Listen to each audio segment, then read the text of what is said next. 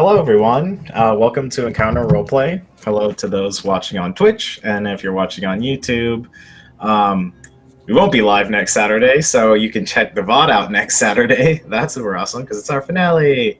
Today we're watching the today we are playing the Ghosts of Saltmarsh, the Sirens Metal, the finale show.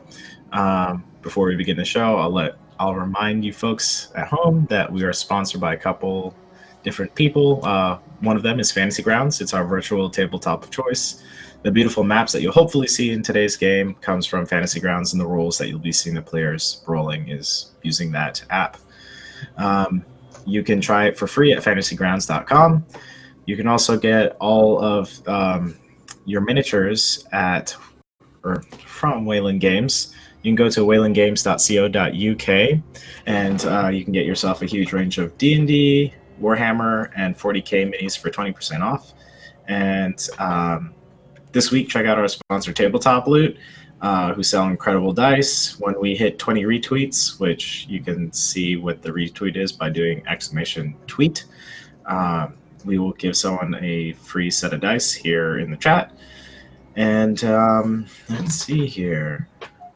And then I believe you can interact with our game by looking at !donate, where you can affect a player's rolls by giving them nat 1s, nat 20s, or wild magic surges. So look at that info up. You'll see two new people here. There are special guests who have come in to fill a couple slots out so that we can do our finale and have it a big epic time from it. So we're going to start with introducing our players with Vanny, followed by Lindsay, followed by Tim, and last but not least, Robert. And we'll go in that direction so Tim and Robert can see how we introduce ourselves. All right, so Vanny, take it away. Hello, I'm Vanny Stitches. That's VANI_Stitches. I do cross-stitch stuff here on Twitch, and you can find me there on Twitter and Instagram, and I do pattern design, and I also stitch way giant cross-stitch projects. I'm doing a Queen of Shara for World of Warcraft right now, and it's bitchin'. Anyway, I am playing Patience, the halfling fighter, and everybody gets to find out, maybe, if I live, what her name is. Ooh. Awesome. And then, Lindsay, if you want to take it next, introduce who you are, where people can find you on social media, and how your day generally went today. All right. My name is Lindsay Bouchard. You can find me on Twitter at @deburbles, Bubbles the Mermaid, as well as Tumblr, Instagram, and in the Twitch chat as Something That Says Bubbles. I play Zilrora, the Dwelf fighter, and if she survives the finale, I have some really great epilogue stuff ready for you guys, and I'm really excited about it. My day has been very long, a lot of driving, so I'm very happy to just chill and relax and play some D&D, and, specifically a game that isn't at all stressful. No, not at all. I'm not freaking out at all. Yeah, life and death is so much. Not here. Okay, so Stress. we'll pass it over to Tim. Tim, go ahead and tell us who you are. Give us where people can find you on social media, and quickly about how your day generally went. Sure, yeah. So I'm Tim. You can find me on Twitter at Skella_Tim. You may remember me from an Encounter Roleplay season earlier this year, where I played Dirk Daggerford V, Pirate King extraordinaire. And I'm happy to be guesting with you guys today. Today's been a really chill day, playing mobile games and some Smash Bros upstairs. Got some my roommates got some friends over for the big watching Evo and stuff. So yeah, lots going on. Evo, Gen Con, all kinds of big events this weekend. So I understand the need to have someone like me pop in and help you beat a big bad. So I'm happy to lend the help as Trey, the Ranger. Sweet. All right, and last but not least, Robert, go ahead and introduce yourself. Tell us where people can find you on social media, and also a little bit of how your day went. Alrighty. I am Robert. You guys can find me on Instagram, Twitter, and Twitch at DM on the Mount. I just kind of post stuff from my home games that I DM, play, and just kind of general nerdy stuff and, Big Bear outdoorsiness. But that's about it. Just like my wonderful sister, I also had a very long and hot day driving around Southern California, so it's nice to sit down. Sweet. Thanks, Robert. Perfect introduction. Very well done. All right. And then myself, the Dungeon Master. My name is Michael Sinclair. The second, you can find me on Twitter on Michael Crits, the same as my Instagram, Michael Crits. And you can also find me on other things where I'm going to be doing some being a player character on another channel, and I'll tell you about. You could follow me on Twitter, figure out what that's all about. Anyway, my day has gone pretty well. I have just been cleaning the whole house in preparation of having my wife come home next week from PA school, and then other than that, I've just been watching the CrossFit games because I'm a tool, and how do you know someone does CrossFit? They say they do CrossFit, so there you go. CrossFit I feel like you get a pass because you literally just said you're cleaning your entire house for your wife. Like, if that's not husband goals, I don't know what is, bitch. What are you looking for? I don't know. So, but yeah, that was my day. So, I just had to do my general husband-like duties, and yeah. So let's go do a little recap from last session. Last session, our adventurers end up rescuing lizard folk babies from, it seemed like, some bullfrog assailants that ambushed them in the middle of the night as they were trying to find rest. They end up rescuing these little lizard folk babies, trying to make their way to find the lizard folks, where eventually they're making their way down the path until the lizard folks found them and found their babies. And through nonverbal communication, they were able to ascertain that they need to take the lizard folk babies to their den. They followed them to the den, and after some words that were exchanged with the lizard folk queen, they realized that in order to help the lizard folk find peace and come to a treaty with Saltmarsh, they needed to get rid of this Sahuagin princess or queen who was practicing some sort of evil magic, and also had a big, huge crocodile under her grasp, under her control. The party learned about a prisoner that was kept by the lizard folk queen, and they figure out Trey was a Scarfer, which is the same organization as Vanny, as Patience rather, and they were able to free him to help them figure out what happened to his old crew that he ended up getting kidnapped away from. So knowing that information, they decided to go hunt down the crocodile.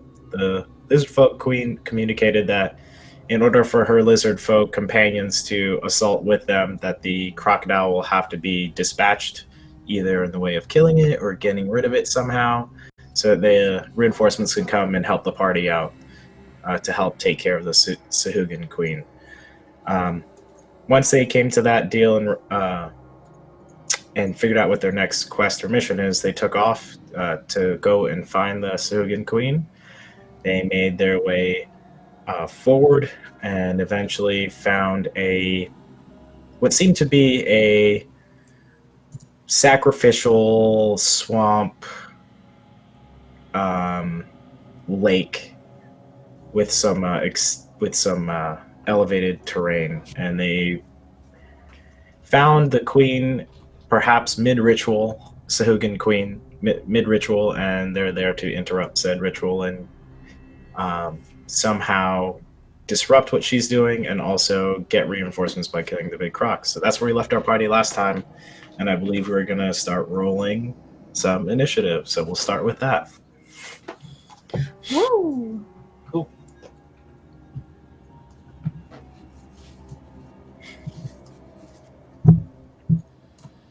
Big money, no whammies. A natural 20. Hey. Alrighty. 20. I got the whammies, everyone. Don't worry. I got the whammy. Okay, so I see Trey. Oh, wait. I already rolled that one. Never mind. Oh, okay. We'll just use. So Aurora, I have you at. I think it's my latest 16? roll. I have Patience at 23. 23. Yes. Trey at 21, and I have Saurit at 2. It's good enough So- to be a 3. Oh, 3? Okay, yeah. Oh, Just tell me what your 3. modifiers are Yeah, that's a Or- difference. while we go. Let's see here. So There 3, we go. Trey, you are initiative. Oh, it's in here. Patience, you're also in here. Okay, so good. The app took care of everything. Sweet. Thanks, app. You're super great. Do you folks have the map pulled up currently? I do. Mm-hmm. We. All right. So you have to go to maps and images, I think, on the right-hand Yeah. side, and then click on it, and then look up finale map, I think is Cool. what it's called. Yeah. And you Got click it. on that, you should see everything. Do you see everything? Mm-hmm. I just went flying off the board. Oh No, you're still there. no. I had just moved from one place to another to where you Gotcha. are in this fight. You're beside the Sahuagin Queen in the background. This is kind of like a bushed area, There. and that's where you, with some other not Sahuagin, lizard folk. You're with lizard folk queen with some lizard folks around you. You kind of hit off in the bushes, and then we have the rest of the party on the other side. With the Sahuagin queen who cut the bridge away from where they were, with a giant crocodile right next to them. Did you say there's a map? Because I don't. There know what is. it is. Hmm. So you go to images and maps on the right hand side, Okay. the screen. You click on images and maps, and then under the search area, you just type in finale map, finale space map. It should Oh, there search it it. is. You click it, you open it, Woo. and you Yep, should be there able it to goes see flying yourself. off. Yep, got it. That's fun. Cool. Awesome. So there we all are. It looks like we are going to start the encounter off with Patience first. So Patience, what you see is the Sahuagin Queen on the other side of the bridge that you are on. And actually, we're going to have... We're going to have Isabel... I was gonna say, do I need to roll for Isabel? I didn't do that. No. Did- What's did you going to roll for happen, since we're kind of doing like a narrative thing here, and Okay. we have a lot of show to get through today. Okay. But Okay. let's say before the Gotcha. encounter started, it's not very flavorful or D&D, but the Sahuagin Queen cast Hold Person on them, and they're kind of like face up in the water, bobbing Yeah. around. So, the players that Did are we here, fall? that's- Because No, you folks made your saves and got across, and then they basically fell into the water, and they are now kind of like held person, Alligator but food. they're we'll see. Yeah, maybe not. We don't know. So, that's the sound of, well, they are now. well, that's what happens. You don't show up for a finale. You know, finale shit happens. Hashtag finale shit happens. Okay. I want that trending in 5 minutes. Yeah. Finale shit happens. Exactly. So Chop, we're gonna chop. start off So with I am- Patience. Right across the bridge. How long is the bridge? The bridge appears to be 1, 2, 3, 4, 20 feet long. 20 feet long. Ooh, okay. And did she cut it or is it still attached? Yeah, so she used some sort of magical spell, and you saw her cast this crimson magic on the ropes, basically cutting the bridge off, and Okay. the bridge end up cutting away from her to you folks, and you Okay. see that she is wielding a staff that's essentially like gnarled vines and kind of like a swampish, dried out piece of wood with a with like a blood colored conch on the top of it. So. Okay. I'm going to who are the other tokens? Are they people on the pylons? The other token, yes. So every other human token you see, these are basically like they almost look dehydrated or sunken looking humanoids that are kind of just attached to the pylons and like mounts like that, just completely dead. Trey, you definitely noticed that these were your old crewmates. Can I move? There's like, I don't know if I can make a mark on the map or anything like that, but there's like this bush kind of in the center, like a couple squares over from this dude in the middle of this island. Can I move like to that bush, whip out my heavy crossbow, and fire twice? You can give me north, south, west, or east as far as like where it is moving. What you're talking about. 2 squares diagonally from where I am, and then 1 square like over near the stump. Other side of that bush. Over here. Yes, yeah, right there. Thank you. Okay, so as you round the corner over here, you're gonna see. Oh shit. You're gonna see another Sahuagin right there, just waiting on the bushes, ready to pounce at you. So as you turn the corner, it looks like he was ready to pounce at you, but hasn't taken. He wasn't expecting you to round the corner so quickly. Okay. If that's the case, I have a whip on my hip that I'm just gonna whack him with. Okay. He's not who I was originally gonna attack, but he's who I'm attacking now. That's a 13. Let me see if that hits. Encounters. Let's pull you. Encounters. There we are. And this is just one standard boy. It's not a standard boy. It's a non-standard boy. It does not hit. So you end up getting your whip and kind of lassoing it around and trying to strike at him as you round the corner. It looks like he reacts fast enough, and as he sees the whip coming towards his face, he kind of gets into a half squat position to stand up, and it hits his metal breastplate. Okay, I'm gonna like twirl around and use that momentum to hit him again with my extra attack that I can do. Go for it. Ooh, that's a 21. That hits. Yep. Great. 1d4 plus 3, so 6 damage. And then, because I'm a crossbow expert, I'm gonna hold my hand crossbow and shoot him in the face, I hope. Somewhere. Okay. 19. So let me get the 6 damage down first. So 6 damage.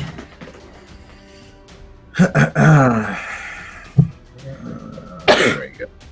Also, I'm really sorry for my coughing, you guys. I'm still recovering. You're fine. What was the other? Okay, yep, and you hit with your hand crossbow.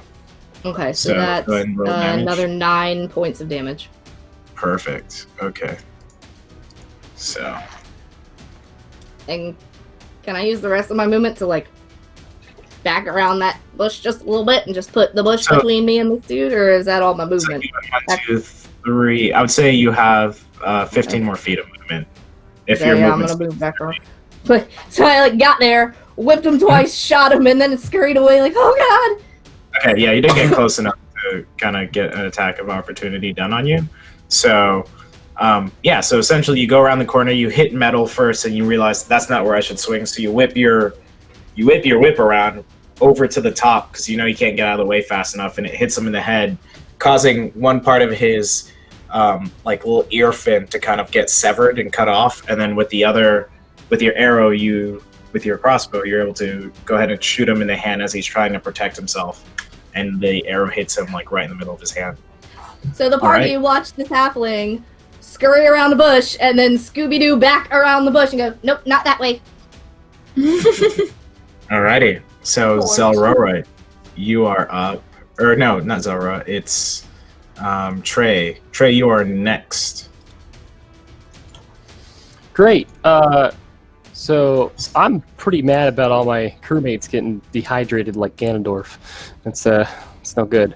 So, can I still see the Sahuagin Queen? Like, she cut down the bridge, Yes. but is she roughly No, 150 she's- feet away from me? Yeah, so what you see away from you across the bridge, you see the Sahuagin Queen looking like she is lurched over the bridge, like the cutoff bridge, like the gap. She's lurched over and she's looking over to the right to the giant crocodile, looking like she's about to issue a command. So from where you're sitting, you see this huge giant crocodile in the water with his like half his head out, and you can tell that if this giant crocodile managed, he might be able to crawl up this elevated terrain and up to you, but he's currently just chilling in the water. That's what you see currently right now.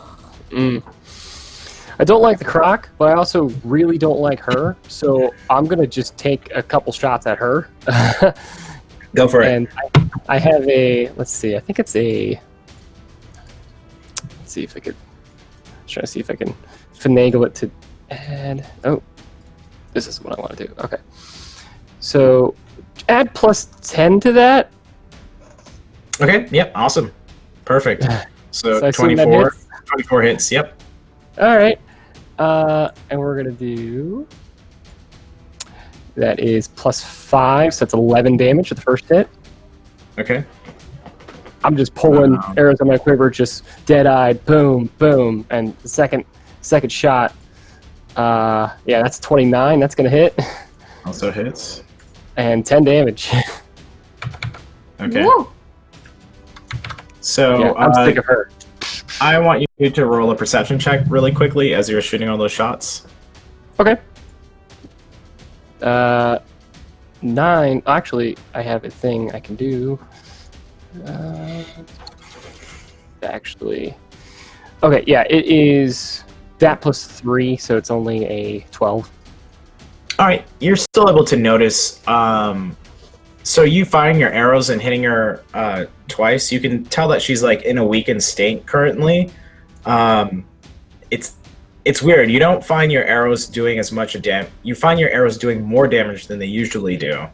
When you pierce her, it looks like her scales are brittle as you're able to pierce her. No one here is that proficient in Arcana. Well, I have a plus 4 think- Arcana. okay, yeah. Actually, make a Arcana check for Arcana check, skill check for me.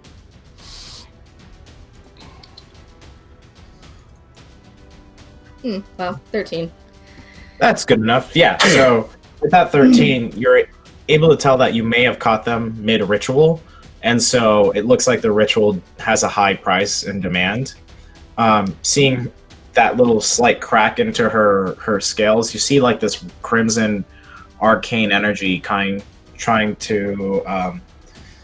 It looks like it's slightly being siphoned. You can kind of see this small little arcane crimson trail running from her to one of Trey's shipmates that's in the center there of that huge island that you guys are at right now. And you see another slightly crimson arcane line like in the air wafting, like almost like if you've seen spiders with the parachute like webbing that they'll have, like kind of faintly dangling in the wind. It's also moving to the other human that's straight north of that center figure across this like wooden stumpy bridge.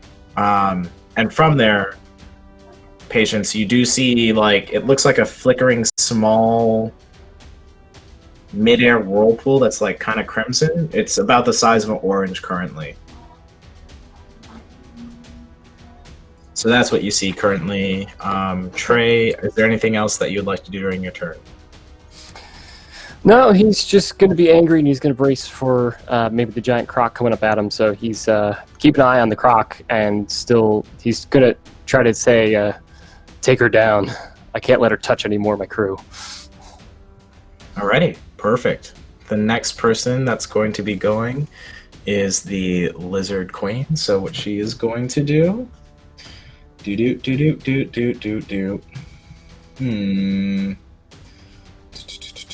Spellcasting.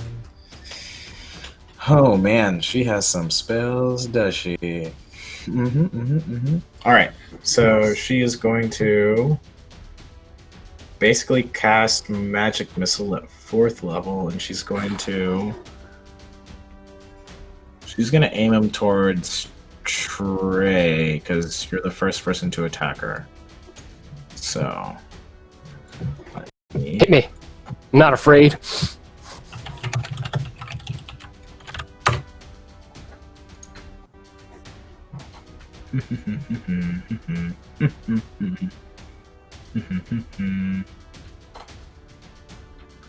All right, so that's going to be, got it. So we are just going to roll the damage here.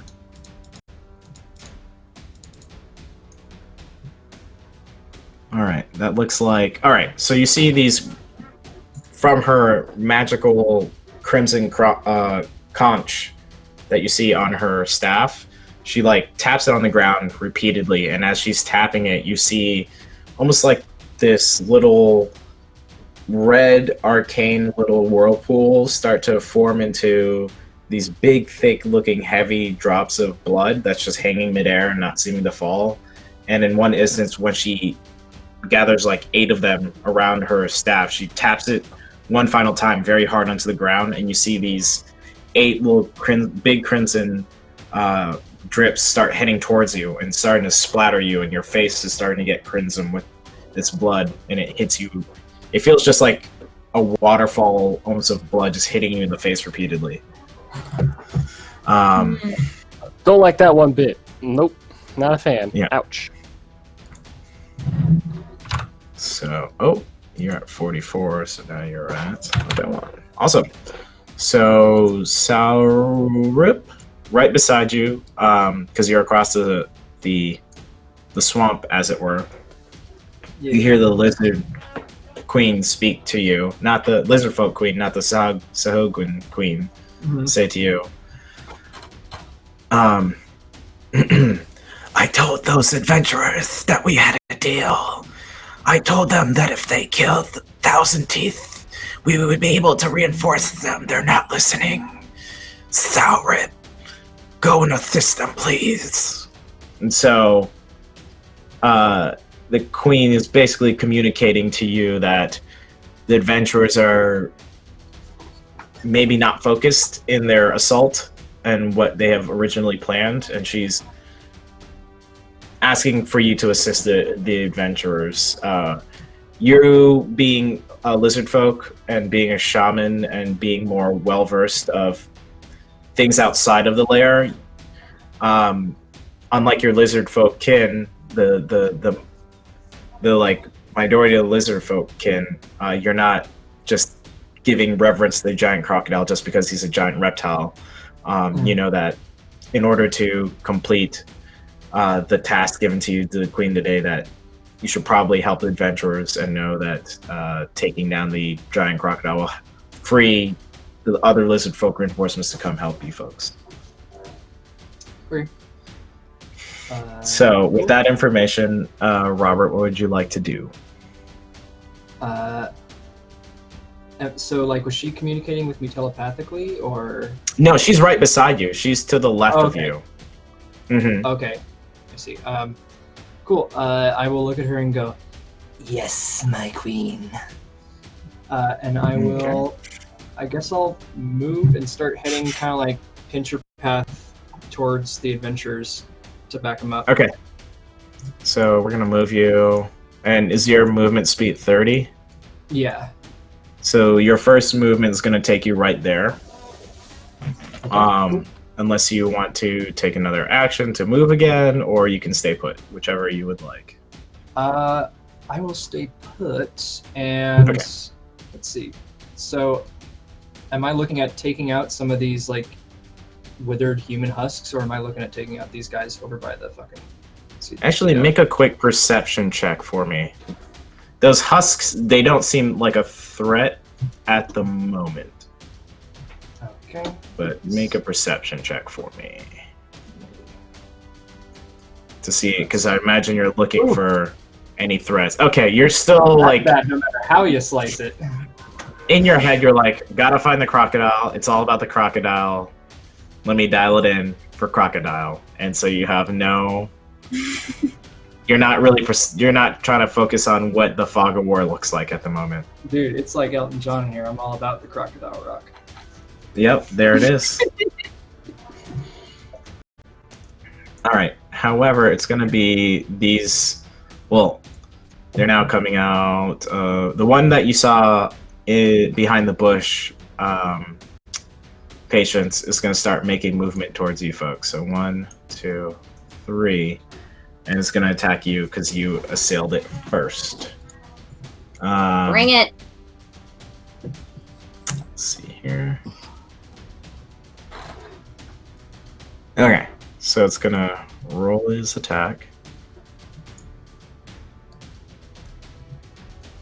So is it 11 hit?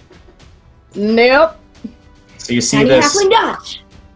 Sahugin that's kind of armored up and has a huge trident start to come after you, and you think it's going to hit you with this trident because it's lifting it up, so you're like getting ready to dodge it, and as you're focusing on this trident, you see its needle-like teeth come out and is about to bite you, and you end up shoving your ranged weapon right into its mouth, and you're trying to like tackle it away from you at the moment. It's now going to start to try and claw you. So that's an 18. That one does hit. All right. So while you're distracted by trying to keep its needle, freaky-looking teeth coming straight towards you, it's able to hit you for 10 damage. So you just see, and it's just, it's slobbering. It looks wild and crazy, like in a frenzy. But you can tell, even as you have your bow in its mouth, you can tell that its teeth are slightly fragile at the moment, and it's kind of breaking some of the teeth apart, looking vulnerable. But it does get you for 10 damage, so I will write that down. And then as you're still trying to handle it and back it off, it's going to try and get its trident and jab you down with it. Okay. That is a unnatural 20. Okay. Dirty 20 hits. Oh, not that dice. This dice. So that's going to be 8 points of damage here. Yep. 8. That's going to be... Oh, yeah. Okay. Florida so there we man go. strikes. All right. Now, Sour Rip, you do notice that another one comes out from the under bushes and now is trying to make its way towards you. You didn't notice it before, so 1, 2, 3, 4, 5, and 6, and it'll stop right there. Okay. All right. And then that will bring us to... Oh, that guy goes away, because you are him. And then this giant crocodile is going to start... the giant crocodile, seeming to understand what the Sahugin queen is trying to communicate with it, it starts to nod up and down. And as it's nodding its head and down, it's a huge creature, so you just see these like giant waves of crimson start rippling through the swamp lake. It's a really disturbing sight to behold, and you can't tell if looking down at your friends below if the blood is their blood or just blood that's been there the whole time. But like with the crocodile, it's kind of freaky.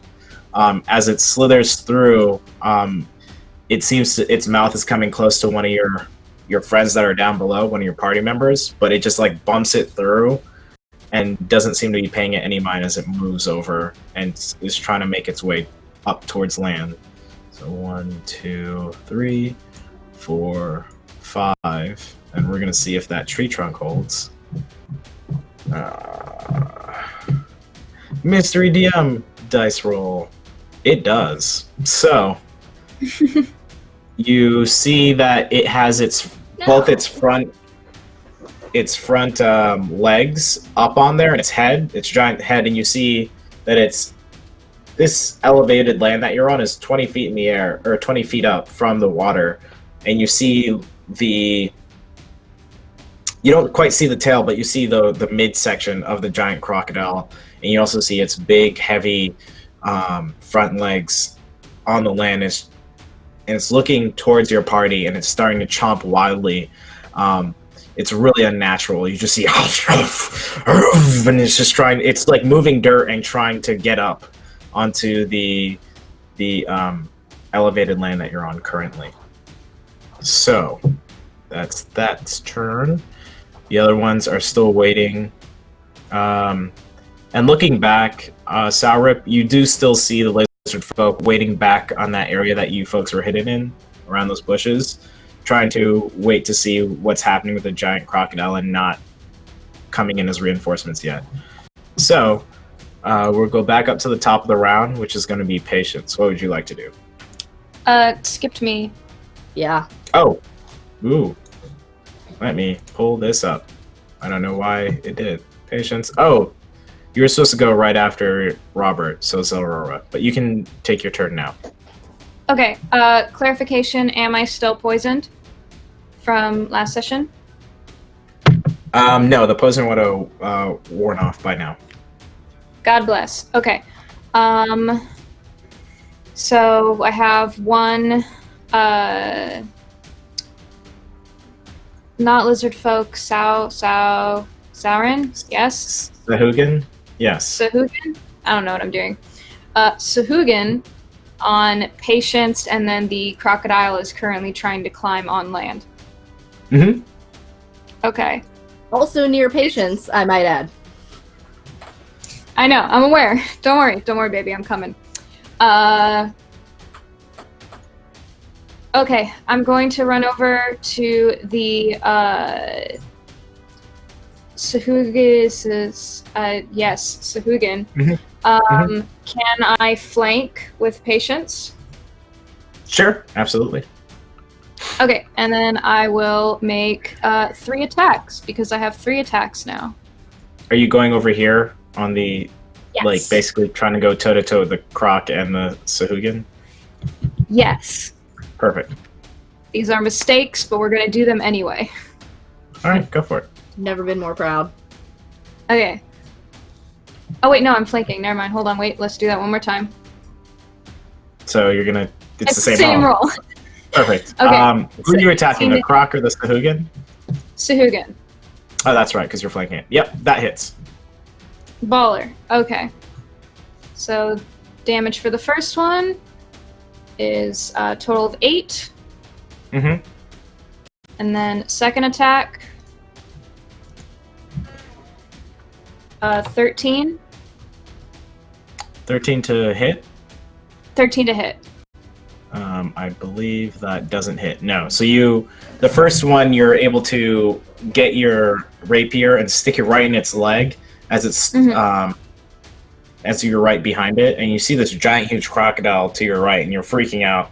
And you take a glance at it and try and strike back at, not lizardfolk, Sahugan. You try and take another strike at the Sahugan, and you hit plate while you, just for a moment, briefly are terrified by this giant crocodile that seems to be coming out of the water, and you see like the crimson water dripping out of its mouth, looking hungry. And so, unfortunately, you miss your second attack. But make a quick insight check if you can. Insight. What is my insight? Whoop. Lol, that's a 9. Straight 9? Mm-hmm. All right, you feel like you're very combat effective, that one strike that you did, but that's all you can ascertain at the moment. Okay, how bloodied is the Sahugan looking? It looks like he's taken a lot of damage, but it's weird. It seems like he's taking a lot of damage, but he wasn't necessarily dealt a lot, if that makes sense. Like, you fought reptile-like creatures before and other humanoid-type creatures, and you know that you've put some damage out there, but for how badly this creature looks messed up, it doesn't look like it doesn't look like it matches the amount of aggression you've given it. The party has given it so far. It looks worse off than it should be. It looks worse off. So it looks like it looks bad, like it's about to go down. It looks like it can easily go down, yeah. If you kept up this level of aggression. Okay, I'm going to focus my third attack on the Sahuagin then, and Okay. go for it again. Go for it. Please. 16 to hit? That hits. Yay! I will take that 6 damage to the bank. Okay. Perfect. So you, with the other with the other attack, you focus in solely on the Sugan. You're like, if we're gonna get through this, I need to at least take this out right now, so patients can survive and we can keep this aggression up. Because it seems like you folks are doing the right thing. So with that, you end up piercing the top parts of his head, and you see some scales crack and some bones crack off, and you kind of see the Sahuagin's like brain matter, and it's also you see like this weirdly crimson arcane magic that's kind of circling around its head, and you see its eyes are slightly reddish and arcane. It's just like and it looks freaky, but they almost look like they're in a craze, but it also looks like they're in a craze of wild abandon. They're not really focusing on what their status is. It's like they're on some sort of, like they're like methed out or something. Don't do drugs, kid. This is what happens. So, can I action surge? You may.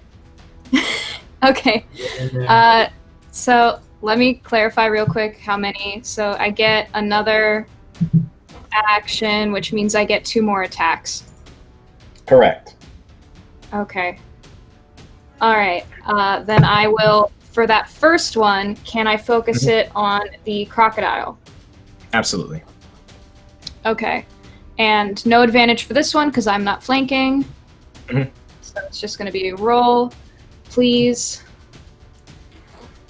15 to hit? See if that hits. To hit big croc. That hits. Oh. Okay. So that's 10 damage.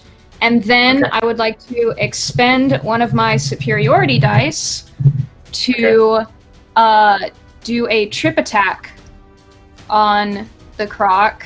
So that is a strength save on the crocodile's part. Okay. So that's 16. That's 16? Oh my god, what is this against? Crap, 13, it succeeds. Yeah.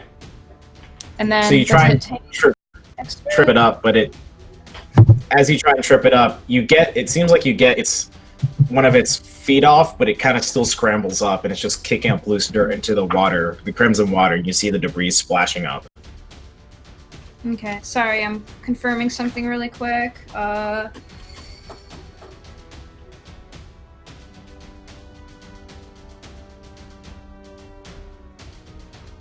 Okay, so it still takes extra damage.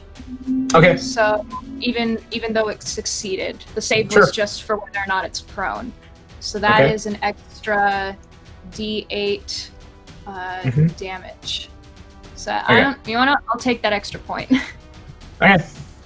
Okay, so that was against the rock, and then I have another attack, and this one, just kind of having done that, I'm going to turn back around to the Sahuagin and do my last attack on him, just trying to take him out. Go for it. 14 to hit? Unfortunately, that does not hit. You end up hitting plate again. Huh. As you're trying to kind of be in this melee confrontation, in this fight with both a giant crocodile and a Sahuagin, you're basically just from the rest of the party. It looks like you're going wild. Like they just see sparks flying and blood going around, and you're cutting in deep. and you're landing these blows against both the giant crocodile and the Sahuagin. It looks very impressive, despite you not being able to get some hits in. Okay, and that'll be it. Perfect. All right, that was a big round. Patience, it's your turn. I want you to make another insight check, please. Insight? Okay, hold on. Yeah. Take it. Ew, that's 0. Okay. Oh, that's an 8. Straight 8. Yeah. All right. Plus 0. Cool. Yep, you're just entranced by what Zelrora is doing. What would you like to do for your turn? I would like to. So the Hadouken is still standing in front of me. The Sahuagin Hadouken is right in front of you. Yes. Great. Awesome. I would like to whip it. Whip it good. Okay. Twice, and then crossbow attack once. Go for it. You have advantage 12. because you're flanking. Oh. Oh, okay. Let me roll that again then. Oh, helps if I can. How Same are roll y'all twice. triple attacking? 12. Yeah, How is you're this still just We're entranced by Zelrora. We're fighters, both of us. Uh-huh. Okay, I will take my second attack. That hits. That's a cool. Yeah, it's a 19 plus stuff. So it's 7 damage for the second one, and then I will use my bonus action hand crossbow attack, which is from the crossbow expert feat. Mhm. And that one is a 21. Hits. That one is going to be another 4 damage. That just How does does it look? Perfect. That just does it. So how do you kill this? At least dispatch this one This thing? Sahuagin. So I miss the first whip and then come around and grab it by the neck, pull it in, and fire my crossbow into its eyeball. Okay, Yeah. so you And then I pull let it it, in. and then I drop it. I drop both things and put hands on my crossbow, my big one. Okay, so you grab it by its throat, and you end up like jamming your crossbow into its eye and pull the trigger, and it ends up hitting the Sahuagin right in the eye. And you just see its teeth like still chomping widely, and as it does, and you're holding it, it seems like it's starting to break apart in this like first liquid stage of crimson goop, and then it starts crumbling into more solid matter, and then you see all of this like dropping into the pool and mixing in with the crimson swamp water. Okay. Mm. Then I'm gonna action then- surge, Yeah, go ahead. and I'm gonna fire my heavy crossbow at this crocodile that's coming up because it's big and I'm small and I'm not that kind of snack. That's a 12 for the That first hits. one. It hits? Good. I'm gonna It use hit. enfeebling arrow on it. It's a big Whoop. crocodile. And what does that do? Crocodile. So enfeebling arrow. Hang on, first I need to see what my heavy crossbow. It's a D10 plus 3. Enfeebling arrow.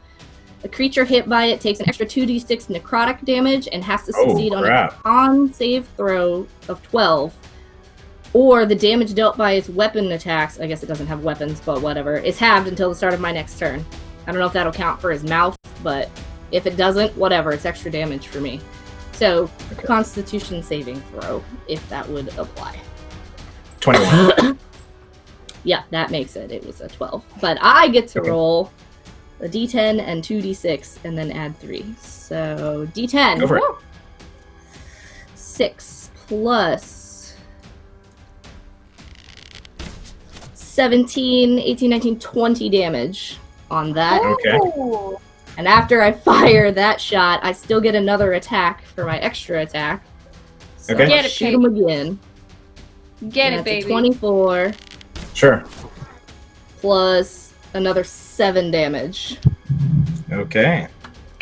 So with And all these then shots that you're... I'm gonna oh, run go ahead. away. Okay, so I'm with all gonna those run shots... away. East? Yes. Okay. Away. 3, 4, 5, 6. So with all these Yeah. shots that you're firing, actually, it's what I think it has range of. Yep. It's gonna lash out with its tail at least and try and hit you that way. Dang it. Okay. So I'll take it.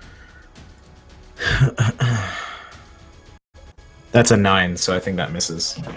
It misses. Skirt him So you on see the it- leg, y'all. Run away. As you're shooting and hitting all of it all the way, you see these goopy like parts come off the crocodile, and you see its scales breaking and turning into this kind of same looking crumbly, goopy kind of material, and then shifting into more clumpy, dirt looking crimson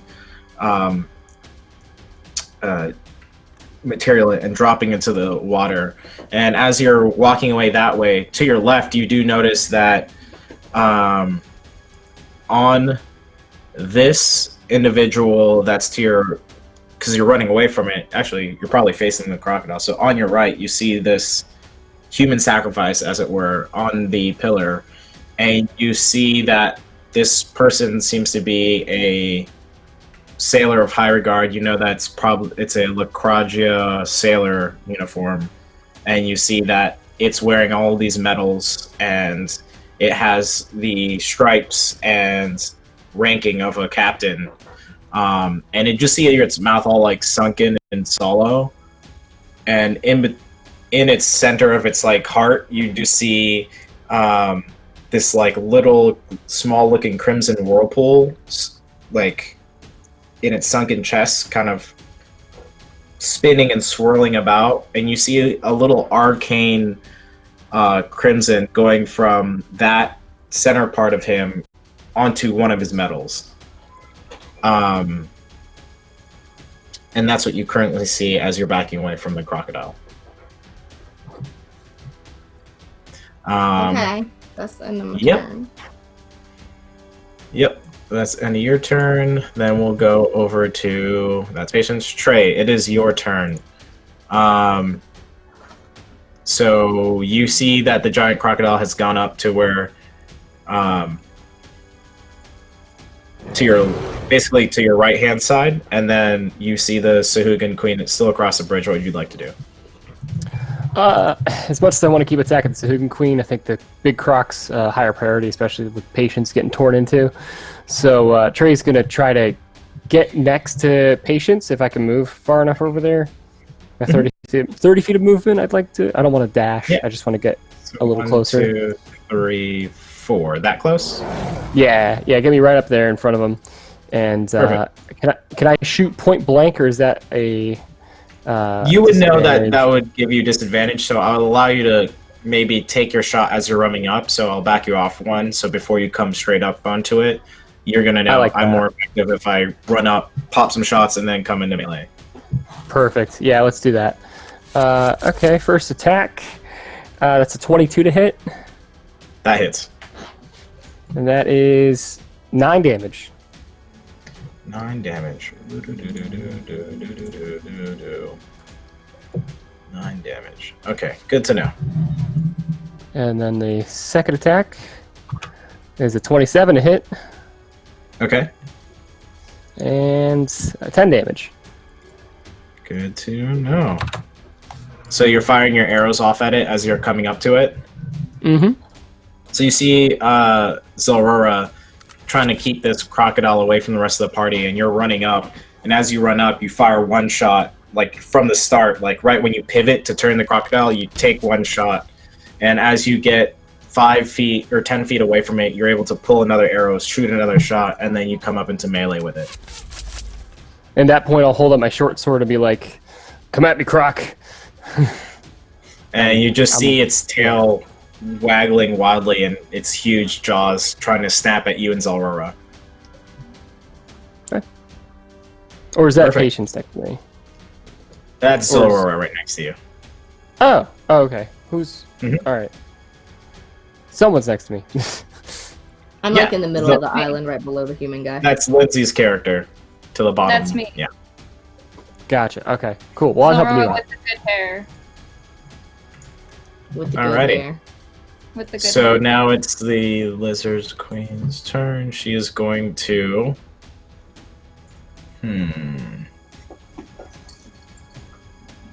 She's going to jump into the water. And she is going to make her way.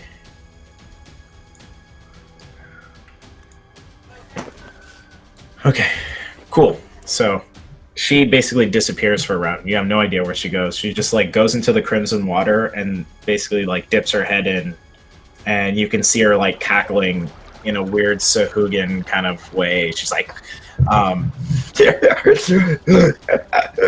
you just see it going into the water slowly. Yep. All right, so that was her turn, and now we're gonna go into. That was hers. Saurip, it is your turn. So you see one of these Sahuagin fighter types basically making his way towards you as he sees you coming up. What would you like to do? Alright, let's see. I'm gonna start out by infesting this guy.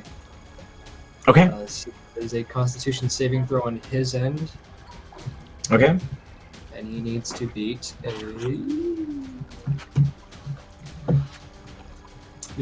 14. Beat a 14.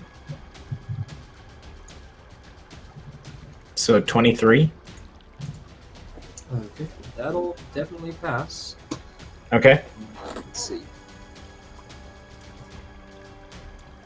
In which, yeah, if he succeeds, he doesn't take anything. Darn.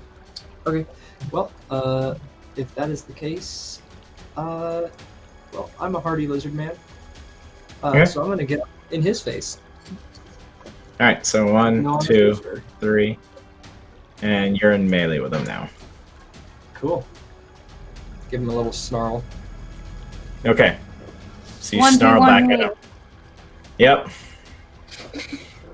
And you snarl at it and it snarls back. It's like, it's just trying to match your snarl and aggression. That is that. And then it's going to be his turn, so he's going to try and attack you now. Come at me, bro. Oh, he coming. Oh, Lord, he coming. Oh lord. So he's going to try and bite you first. That's going to be a 13. Does that hit? That will not hit. So you fought these Sahuagins before, you know that they like generally being aggressive and going for the bite first to taste their prey. You see this, you know this is coming, and you kind of step out of the way and like basically do a palm jab at its throat to kind of, it's like a technique you've learned dealing with Sahuagin for so long, to keep it away for its initial attack. It's going to try and claw you. That's a natural 1. So as you jab it onto it, as you jab its throat, knowing that it comes for that first attack, you see it trying to claw you, and you're able to almost see it coming, and dealing with Sahuagin for so long, you just elbow his claw, and he ends up raking his own neck at that point. So he done effed himself up. So he's going to roll damage against himself. You'll have to see it. So he's going to take that much points of damage. So push an additional that, because they suck right now. All right, so that was. Oh, and he still has one more attack. So he'll do one more with his trident, and we'll see how he does. 18. Does the 18 hit you? Yeah, I'll take that. Sure. Okay. I'll take that. Sure. Well, because I have this wonderful little spell called Shield that I can use, Mhm. but I'm gonna Sure. take that. So he does 6 damage to you Okie dokie. as you roll up and try and snarl at him. So that's his turn. Now it's the giant crocodile's turn. It's going to bite you, Zora, once. That's going to be a natural 1. Oh, Fantastic. thank God. You're rolling so well tonight. Continue to do so. Yes, please keep doing what you're doing, Michael, please. It's beautiful. This is Fantasy Grounds. It does not fudge rolls. Anyway, so ends up It's trying to bite you. You see it coming and like starting to prepare to bite you, and so you jump out of its way and it ends up biting dirt and chomping down on it. It's just doing a terrible job. It's going to try and move its positioning a little bit. Let's see. It's gonna roll over into these bushes. It's gonna like go around you and then like roll onto its back and then onto its stomach, onto the bushes, and then try and attack. Trey. Yes, me. So its next attack is going to be a bite, or not a bite. Oh no, it's tail. So that is going to be a 15. Does a 15 hit you, Trey? My armor class is 16, so no. All right. Woo! So you standing back to back and toe to toe with, or back to back with Zelrora, toe to toe with this crocodile. You see it coming, and kind of taking a cue from Zelrora, you're able to kind of do a very Dark Souls roll dodge maneuver off to the side before it bites you. And when that happens, I happen to be a giant killer, and this is a large croc, right? It's very large. So whenever he hits or misses me with an attack, I can use my reaction to attack that creature immediately after. So I'm gonna slash back at him. How very Dark Souls of you. Maybe a little Bloodborne, yeah. Yeah, I'm gonna use my short sword, so I don't have disadvantage. Okay. So this is only a plus, unfortunately only a +8. So 15 to hit. You rolled Or actually, a D12. I rolled the wrong die. Yeah, that's it. That's a 17 to hit. That hits. Roll Oh, damage. thank God. All right. That is 9 damage total. All right. Nice. How do you want to kill this giant crocodile? Ooh. All right. I came here for a reason. Trey sees the attack coming, rolls out of the way, and as he's rolling, he unsheaths his short sword and slashes right underneath the big croc's jaw. So right when the snapping jaw misses him, he gets it right underneath and tears it asunder, blood spilling everywhere. Just gets right in the middle of the scales, and then he finishes it off with a stab right into the brain to keep it from moving ever again. Okay, Which is so as annoying. you stab it into its brain and you see your sword plunge into it, you see the softening of the scales and then the softening of the whole body start to go into this crimson goopiness, and then it starts going into a more solid dirt type material, and you see it start to flatten out and making the grass and dirt around it slightly crimson. And you see, Patience, you see this slight crimson energy of like these tendrils these like web-like tendrils start to form up and shoot towards the human sacrifice right next to you and to the one across the bridge. And you see this little metal, the same metal that you saw before, like it starts to glow even brighter, and it's on the human sacrifice. And you also see that the little crimson whirlpools start to open up bigger. Now it's about it has like a foot, it has about a 4-inch circumference at the moment. So that's where it was 2 inches before. Okay. Is this something that only Patience sees, or? She made the Arcana check for it, so yeah. Okay. She is more proficient Arcana things. Okay. So that guy's gone. Can I Just yell out that happens and be like, there's a thing happening? Sure, yeah. I'll allow it. Like, guys, things are happening. Cool. That's turn, and then it's going to be it's gonna be Patience. Wait, no. So we already did Zelrora's, did we? Did you That get was Zora for again? the last one. All right. So we did that crocodile. Oh, so we go up to Patience again. So it is your turn, Patience.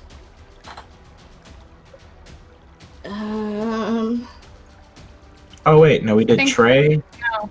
Yeah, we Then skipped me that- again. My bad. Where Sour you go? 'Cause I don't know what I want to do. and Sorora. My bad. You're good. So is it my go? Mhm.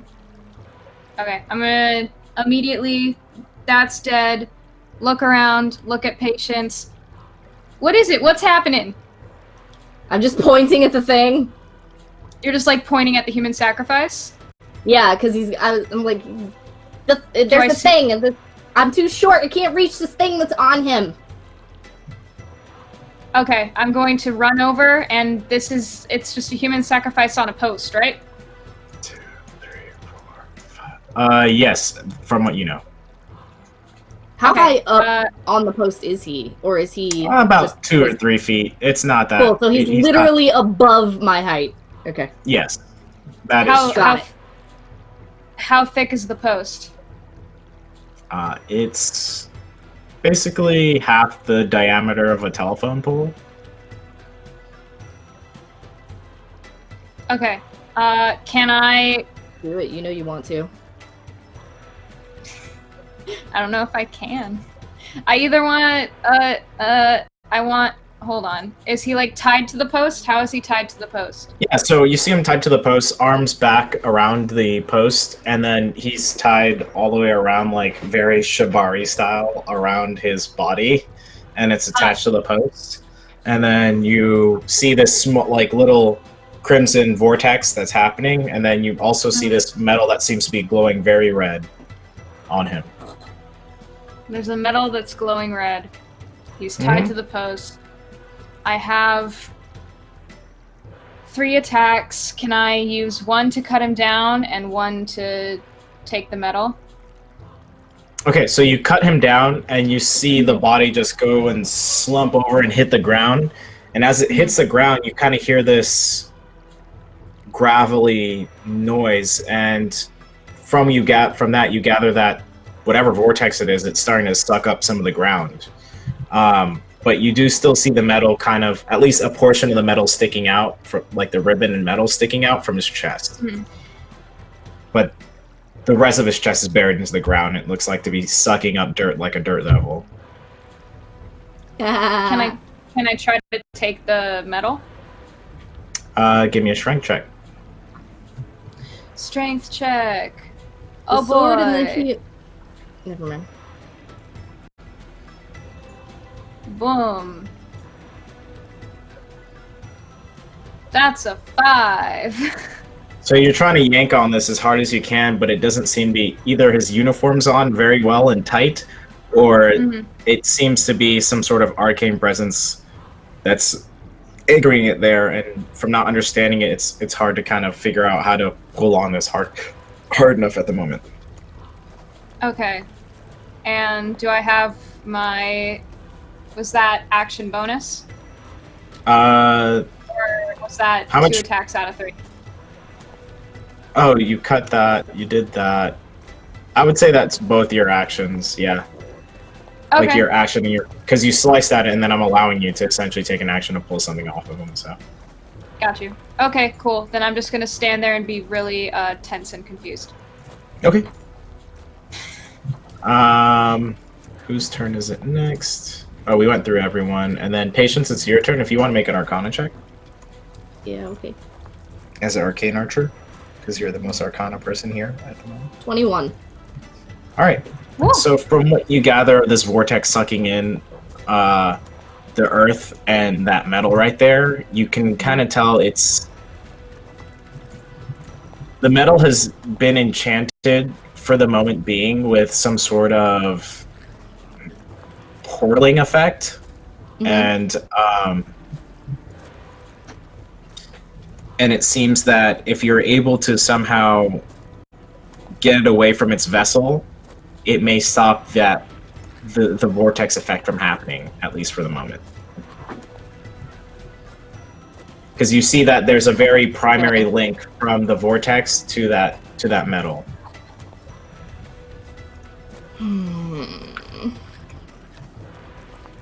I'm really not strong, you guys. I'm going to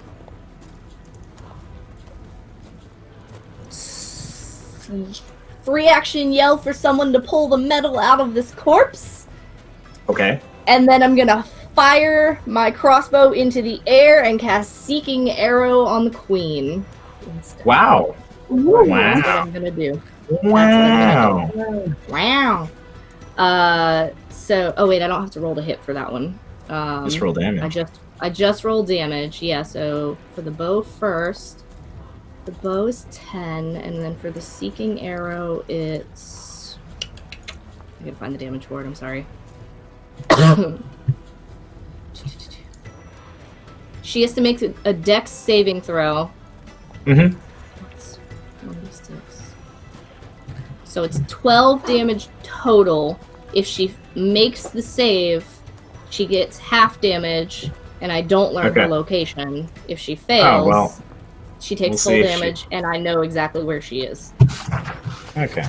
I might have been preemptive there, but... So as I'm taking my crossbow and pointing it upwards, my eyes go completely white, and I just fire as I'm yelling. I look like the Oracle of Delphi for a moment. It's the mini version. Okay. Her dex isn't very high, so... Well, it is today. Oh, So you see the arrow enter the water in this general area. yeah.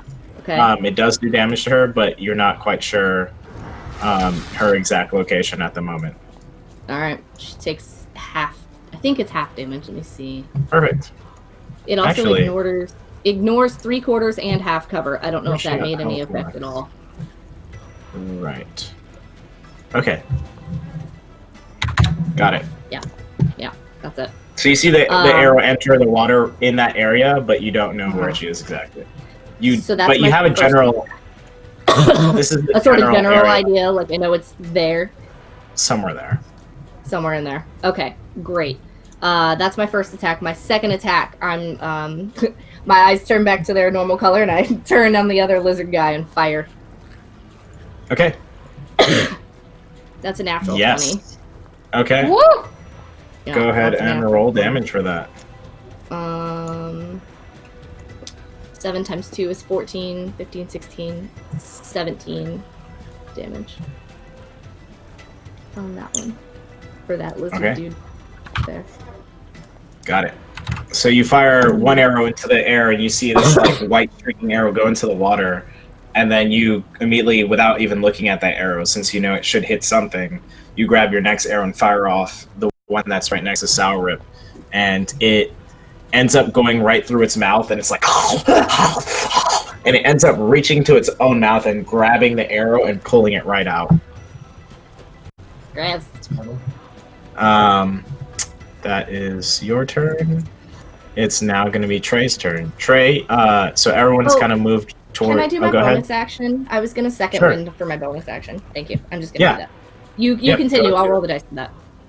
And So Trey, it's your turn. What would you like to do? So I probably heard Patience yell about getting the metal out of the dude, and I have actually a decent strength score for a ranger. I got a 14, so I'm gonna give it a shot. It's not great, but it's maybe someone's got to do it, right? Just roll. So I run up and what do I need to roll? Strength? Just A strength, like an athletic skill check. athletics. Let's see. I think I'm proficient in that. 14.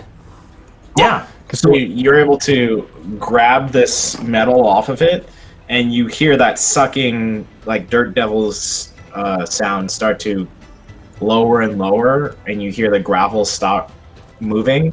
And as you pull it away, you see this metal that's in your hand, and it's vibrating and red with crimson energy, and it's just like pulsing into your hand. It kind of feels chaotic and kind of unstable at the moment, but it looks like the energy is starting to dwindle down as you have it in your hand. Can I snap it or something? Can I just have it be done? You can try. You can definitely try. Is that another strength check? Yes. Alright. Athletics? Or is it just straight strength? Athletics. That's a 15. Okay, so you try and pull it apart or smash it, and as you do, it seems to. As you pull it, you see this little vortex form in the middle of it as you stretch it out, and then you're unable to break it, and it comes back to itself, and that little vortex is gone.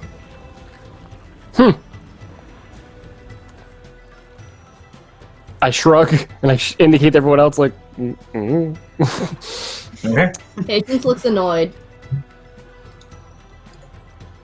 I assume that's all my actions. I don't think I can attack anything right now, so I'm gonna All right. chill out here until we figure out what we're doing. All right. So now you see.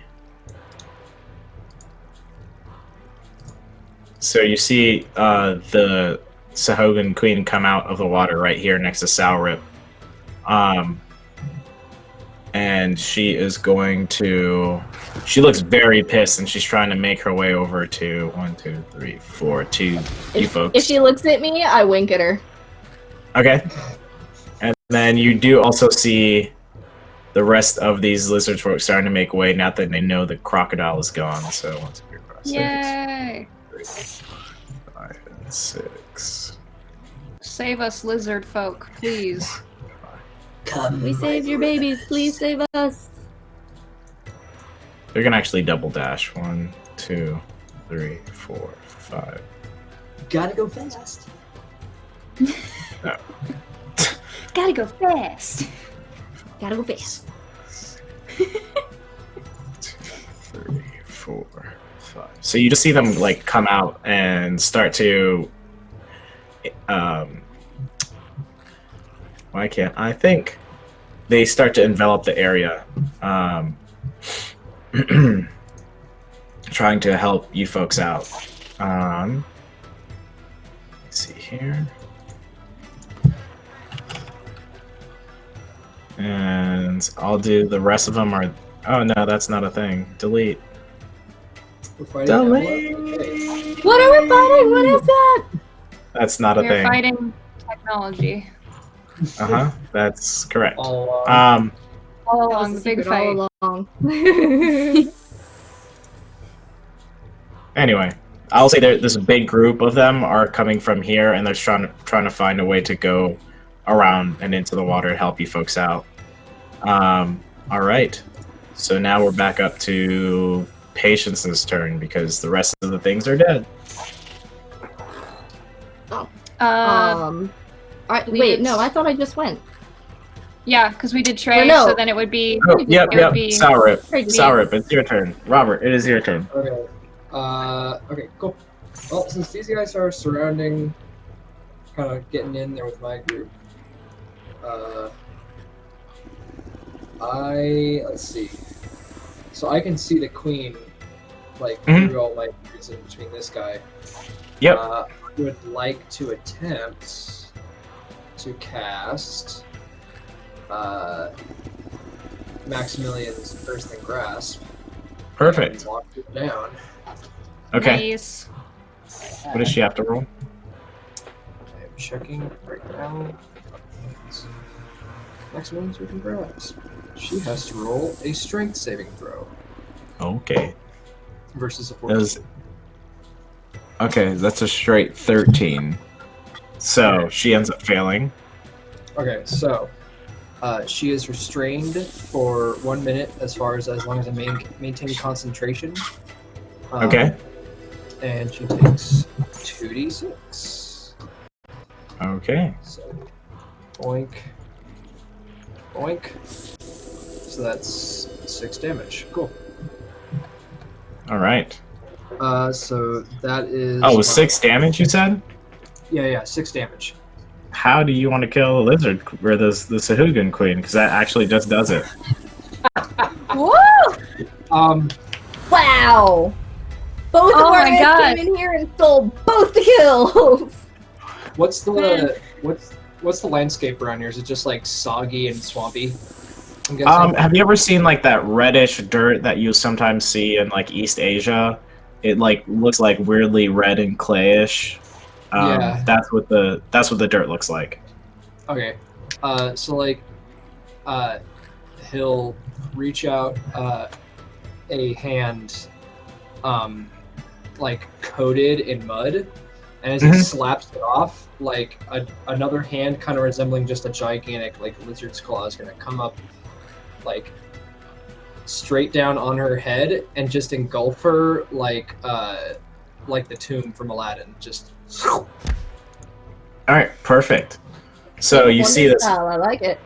giant lizard claw kind of come up and engulf the lizard queen, and you see her going, "No, no!" And she's just, you see like this look of failure come over her eyes as the giant hand like grasps onto her, and you see this ocean, like cranberry ocean spray effect come out and turn into goop and then turn into dirt and like hit the ground and melt in with the dirt and the claw that you had, and it sinks into the earth with her. Good. I will also risk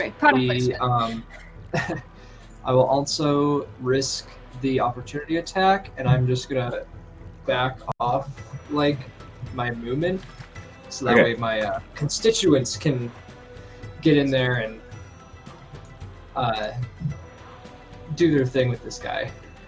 Okay. So at this point, the battle has kind of come to an end as the rest of the lizard folk come and try and you do see other Sahuagin like swimming in the pools, and you'll see that the other lizard folks are going to start trying to disperse the rest of them as more and more lizard folk reinforcements come out from in waves. That was communicated to you by the lizard folk queen that reinforcements will start coming into waves once you kill the giant crocodile. But you do, Trey, you still have this metal in your hand that seems to be vibrating chaotically with crimson energy. And then Vanny or Patience, you still see that there is a a crimson arcane line that's still in this area over here.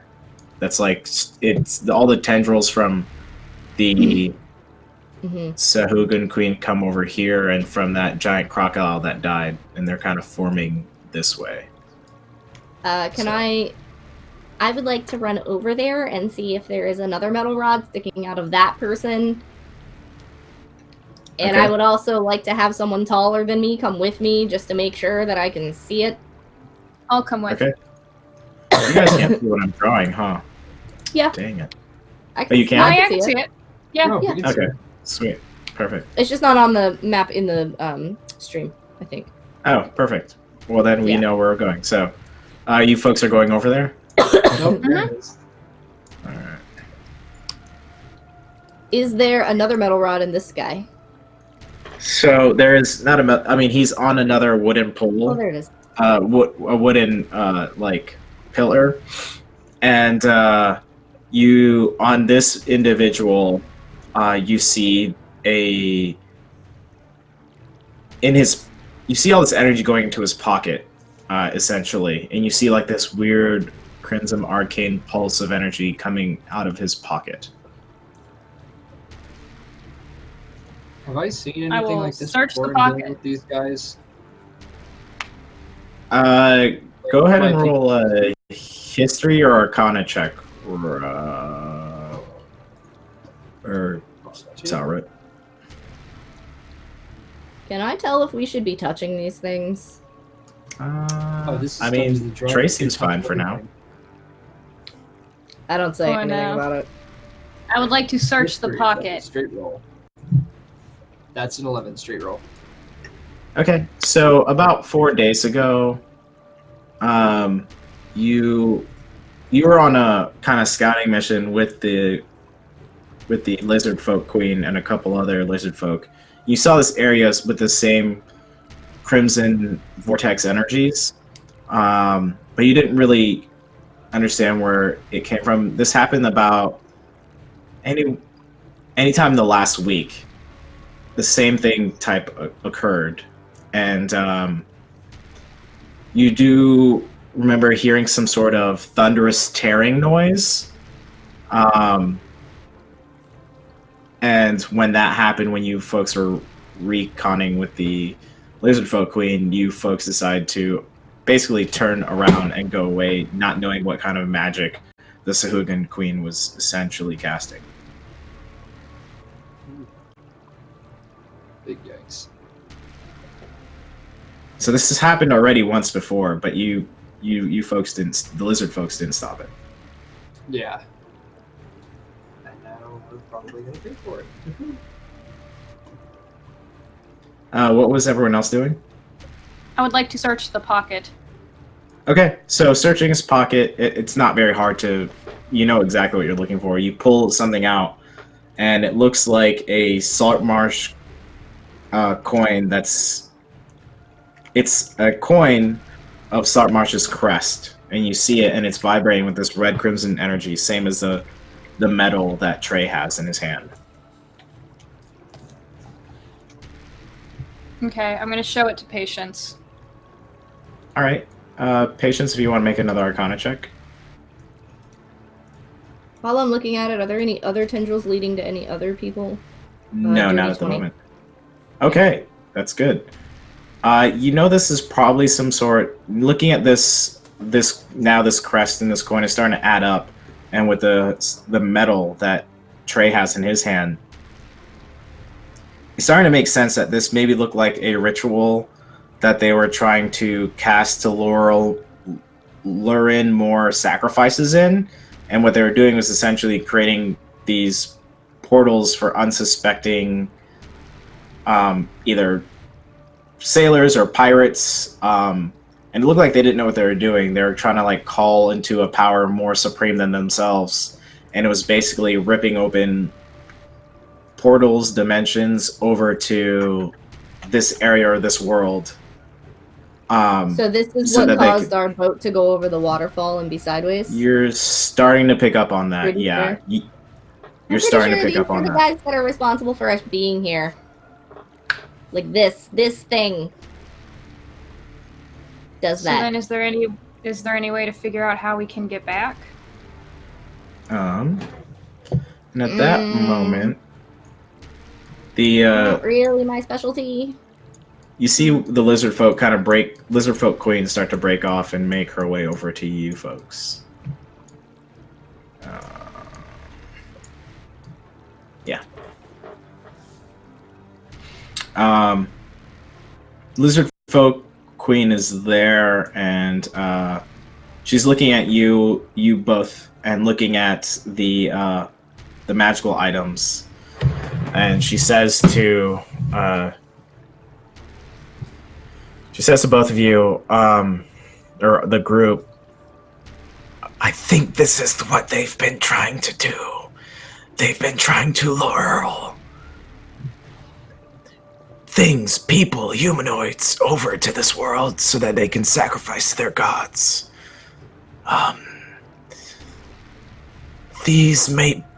You said that you came from someplace else, was that correct? Yeah.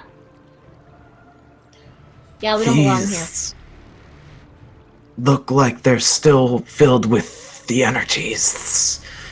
These might be able to get you home. Do you know how to do that? I have some knowledge with magic. Would I maybe know something about? Yeah, you can roll. Nature? Yeah, now that the Lizard Queen is there, and let me think. And Patience kind of figured some stuff out. Go and roll Arcana with advantage if you'd like. I think while they're doing that, Trey's going to, 15, yes. Okay. I don't know. He feels bad that they're his comrades, so he's essentially doing some, I don't know, send off to higher power or something. Say some nice words, and he's like, "Yeah, my crew took the bait here, so hope no one else ever has to." I'd say you start cutting down at least your captain down and a couple other few members that you were close to, and start at least dragging them over while they're talking over to here. The ones that you can get to easily. Okay. That'll be an 18 on the Arcana check. Okay. Looking at the magic in front of you, it doesn't look like as powerful as what the Lizard Folk Queen has said. But it definitely looks like the item is charged currently. So, at least both items are charged currently. The Saltmarsh crest sign, and then Trey, you have the medal currently in your hand. So, you can roll a history or a. Let's see, history or what would this be? Oh, damn, that's a giant spider. I would say Screen goes black. Oh my history God, no. or an intelligence check. Me? Yeah, Trey. Oh, Trey. Roll dice.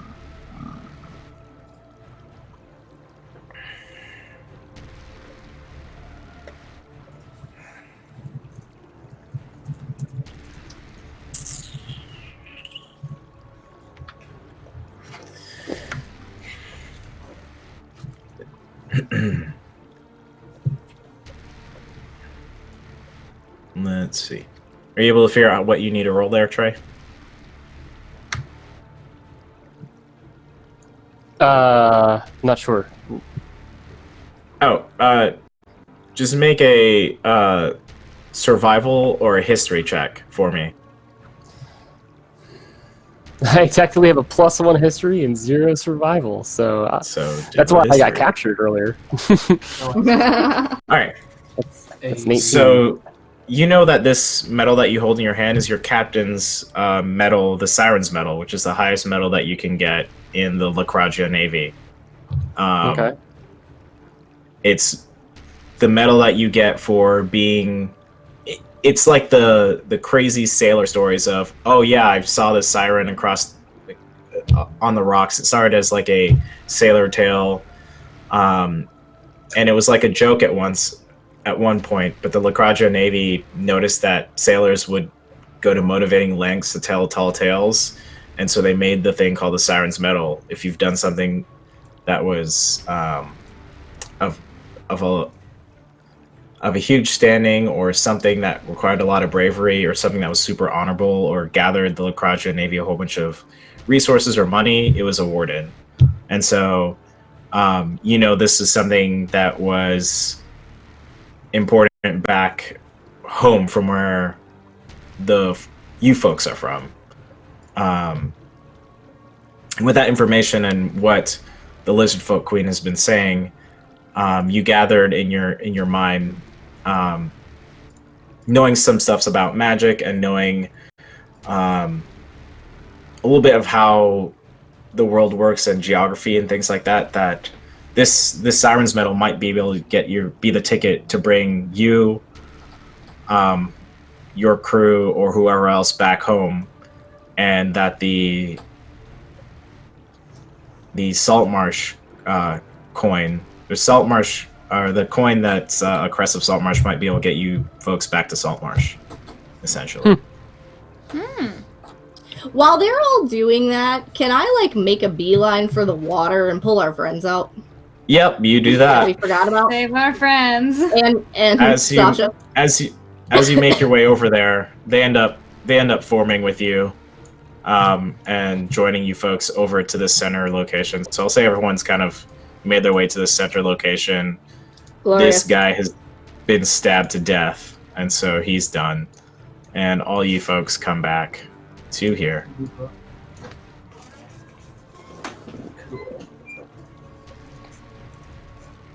So Alright, right so- now, in your hand, sitting with it a couple whiles and debating things about and trying to figure what it is. Trey, you end up attuning to the Sirens Medal, and you know that it can take any humanoid within the radius of, let's see, 40 feet, not 40, yeah, 40 feet, with you back to Sunken, the world of Sunken, where you guys came from. And same thing that goes with the coin that's a Saltmarsh crest. It can take any humanoid or items you choose back to Saltmarsh, essentially. And Like the realm of Saltmarsh, or like the town? the city, the town, yeah. It's because the coin that's from Saltmarsh is from Saltmarsh, and the medal, the Sounds medal that was awarded to Trey's captain, he was awarded it in Agerstein, and it was made in Agerstein, so it would take you back to those respective locations. Okay. So I guess we can use this coin to get back to our friends, and then we can use metal to get home. Seems to be the case, yeah. Do we really need them? I'm kidding. Who? Our friends. It was a joke. Little jokey joke. Never mind. Just never mind. Zora's gonna. This is why I don't talk. I'm just gonna Zora's shut gonna up give and sit there like this. Zora's giving you a noogie. Putting her arm around your head and giving you a noogie. Stop it. Well, I could use I'm friends 2.8, 'cause so I can't do anything about it.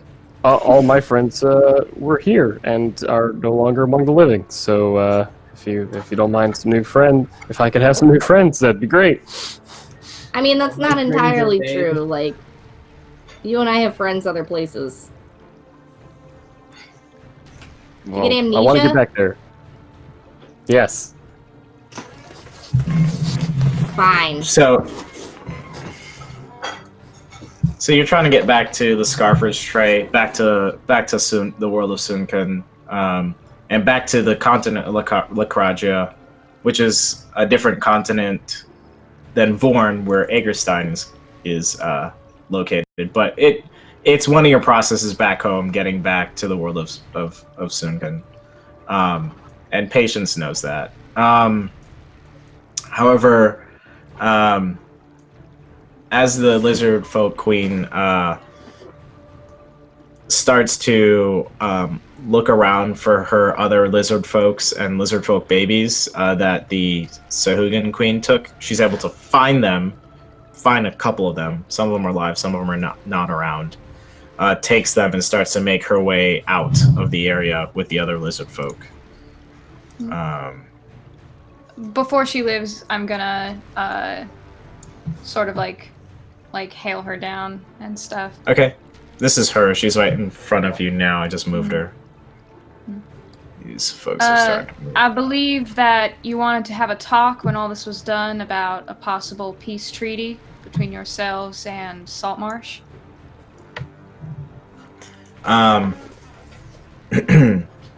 You hear the lizard folk queen speaks up. She's like, "Yes, tell them of the deeds I've done today. Hopefully this will be enough to make a peace treaty with the city of Saltmarsh. Why don't you just come with us? That may be a wise idea. I mean, just don't you think it'd be better to do it in person? You know, show a good faith, like. Saurik, do you wish to accompany me so I'm not alone?" Of course, my queen. I mean, I'm not saying go by yourself, obviously. So I'm gonna show she'll snap over to two of her other lizard folk guards, and two of them will make their way back.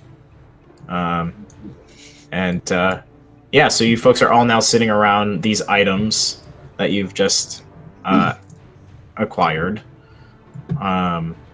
And one of the crests is the Saltmarsh crest is there in, I think, Zorora's hand, correct? Because you got it? Yeah, I got it. Uh-huh. Yep. And before you go, the I grab my whip Lizard and my Queen hand crossbow. Lizard Queen communicates to one of the parties of the lizard folk that she's going to be headed off for a while and to expect her return in a week's time. All right. Everyone good? We ready to go? Do we have to hold hands or? Yes. I mean, He just wants to hold your hand. I'm not good with magic, so I'd appreciate it. I climb on Aurora's back just in case. Yes. Piggyback ride. Okay. So I'm not against whoever, Zora, are you going to activate the crest? Yep. Okay, so you activate the crest, and you see this huge crimson vortex underneath your feet, in a 40 feet radius. Everything that you've chosen to go with you in a 40-foot radius is going with you. So, it starts to make you feel like you're going on this falling feeling, and you feel that same slip of reality where the earth seems to go from being flat into almost this concave, acute angle, and looks like you're being swallowed up by the earth itself. And then it folds yourself in, back, and out, and your vision goes dark. And as you open your eyes back up, you see that you're at the Telltale Cliffs of Saltmarsh, and I'll get the name for you here in a second. The Leap. So now you're at the Leap of Saltmarsh currently.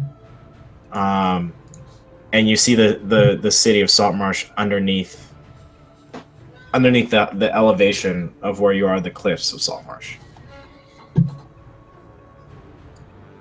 All right. Zora's gonna kind of hands and knees kiss the ground for a second and then get up. And you see everyone else there is with you. Some people are stumbling around. Some people are trying to open their eyes. It's the same weird feeling you felt when you were in still ocean, and then it transitioned over to a vertical waterfall. Okay. I'll help people right themselves and just sort of make sure everyone's situated before we head off. Try to find the mare, I guess. I walk behind a bush and get sick, and then come back. Okay. Like nothing ever happened. And you folks still see the LSS Jumper in port. It looks very nice. It looks more nice than you've seen it in a couple in your journeys. It looks like while you've been gone, they've just been repairing the ship and doing sharp ship, which is just cleaning all the bells and whistles and shiny parts of the ship and polishing off and waxing the deck and everything. Oh, well, that just looks beautiful. All right, I guess we go find the mare, or should we head back to the ship? You see the lizard folk queen basically speak up. Is the mayor the one who is in charge of Saltmarsh? You should at least make Yes, I believe introductions. so. Yeah. Yes, please take me to him. Plus, like, we did a favor for them. I'm trying to get paid. This is true. All right. Not so, for you, ma'am. off to Not go. you. Not you. All right, so you Off to folks go find end the mayor. up. You folks end up taking.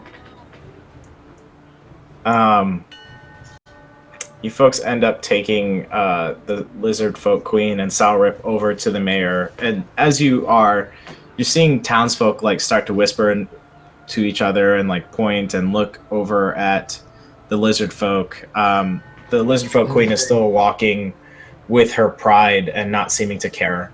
Salrip, you just match. How bad are we like getting main mugged here? Oh, bad, but you're walking. You see the composure and grace of your lizard folk queen, as much grace as a lizard folk can give, and you match that cadence with her as you folks are walking. You end up. I'll follow up the back, like Okay. here, Yeah. and not I walk have my close to weapon them. out. So, you folks end up taking your time to carefully navigate Saltmarsh, and you get to the mayor's office where you see Jamero actually sitting down and having a meeting with him. And Jamero's like, taken back. He's like, "Oh, you're back, and you've brought back some lizard folk." We don't Well, we're not necessarily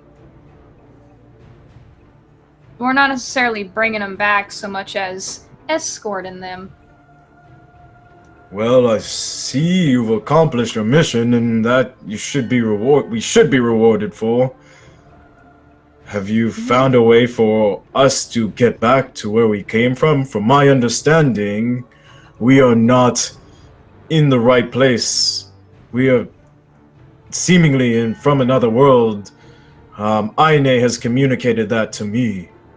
Nope, sorry, you're stuck here forever. It's quite unfortunate. Well, Yeah, it really sucks. Real bad.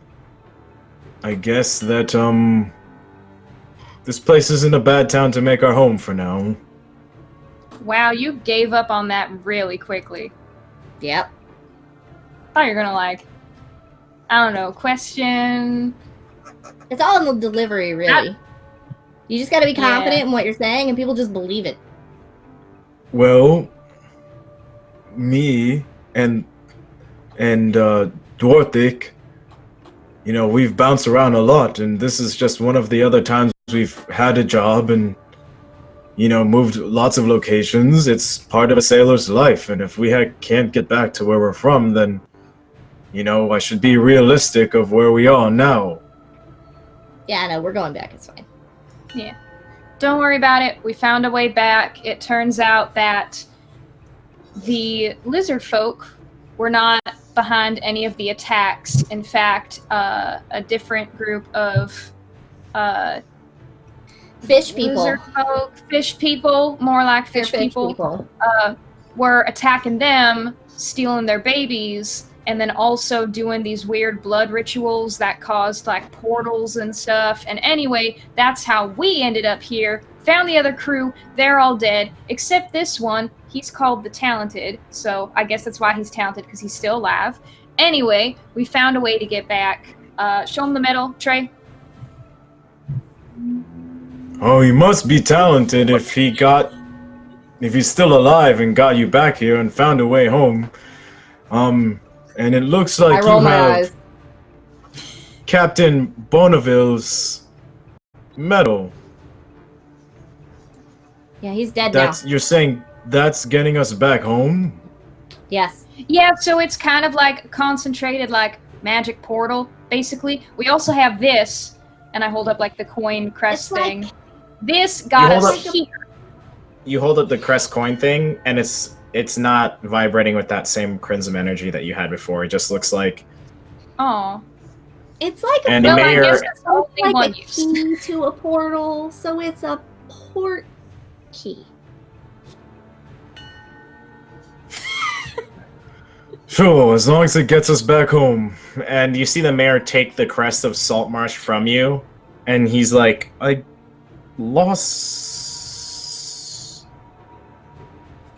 this, and I'm really glad you brought this back. It's been a while since I've seen this. And over the conversation, over a while, the mayor ends up paying you folks essentially 5,000 gold pieces for figuring out what was going on with the travelers. The lizard folk queen spoke to what happened with the travelers. You find out at Saltmarsh that there was a crime syndicate that was essentially dealing with the lizard folks, and they were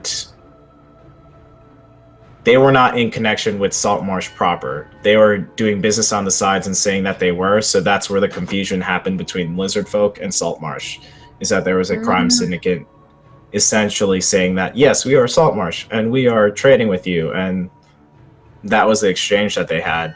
And that's where you see the coin as well. It was from that exchange as well. So, Okay. Eventually, you leave the mayor and some mayor summons his guards and the lizard folk to communicate, and it seems like when you've left that they were in good order. You leave with Jamero back onto the ship of the LSS Jumper, and you see the rest of the crew very happy of your return, and they essentially end up breaking out some amazing provisions that they've gotten on your way being gone. They have like amazing fish, amazing lobster. They just have the spread, and you see Relnor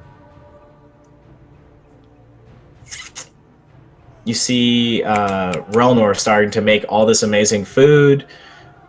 You see that I'm forgetting our local Canadian's character's name. I don't know why. Pick.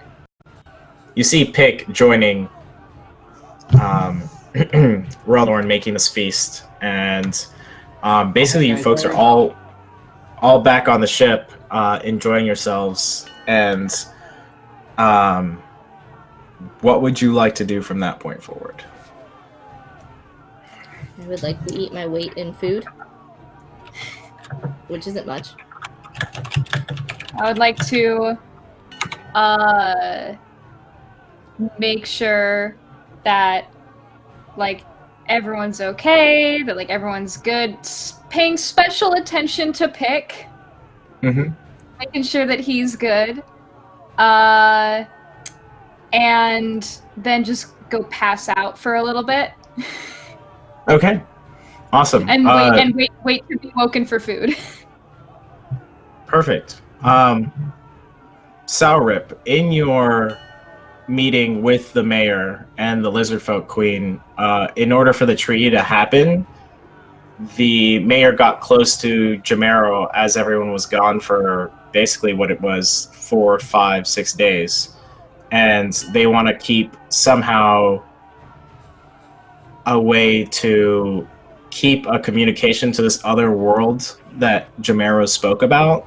And so you basically walk out with a mayor's request and on behalf of the lizard folk queen to join the LSS Jumper crew on their jump back home. So I'm an ambassador now. You are ambassador, yes. Diplomatic immunity. Lizard folk / Saltmarsh. So eventually, while you folks are all partying, having a good time, you do see Sourrip make his way over to your boat as well. Slinks in. I would like to start drinking a lot. Okay. Same. Lots of drink. Okay.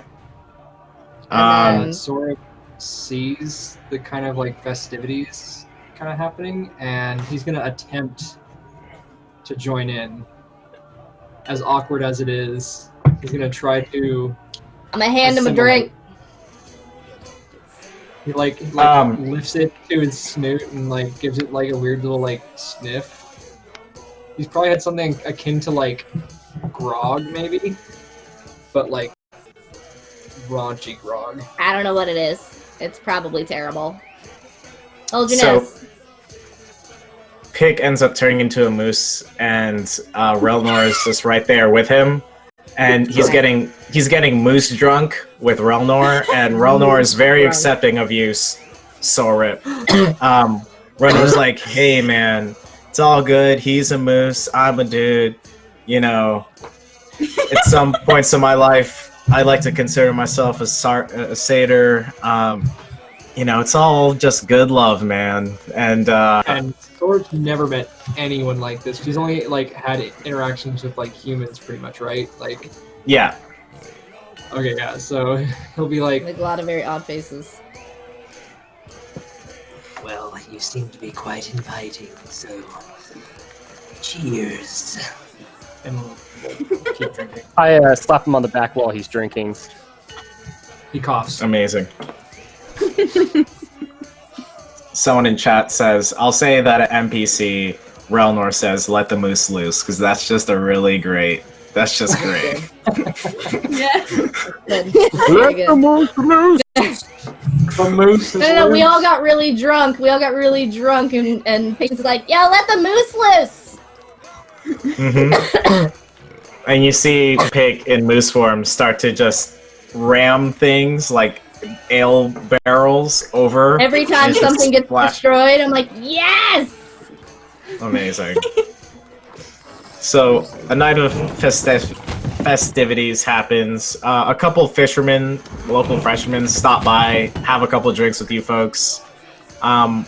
Some nice ladies from Saltmarsh come over, and some wenches come over, and it seems like your ship is where the party's at. Isn't it always? At Yes. some point during the evening, I will fill in Trey on stuff he forgets from the Scarfers, and then be like, and I'm taking you back to Marcus when we get back, because if you really don't remember that much, it's probably pretty dangerous. So I'm going to take you back to Marcus, and then he can decide what to do with you. Okay. So Marcus is familiar. Marcus is familiar to you. And actually, your Patience doesn't know this. Oh. And you're starting to remember this. But Trey, you were one of the first initiates Marcus sought out once he formed the Scarfers.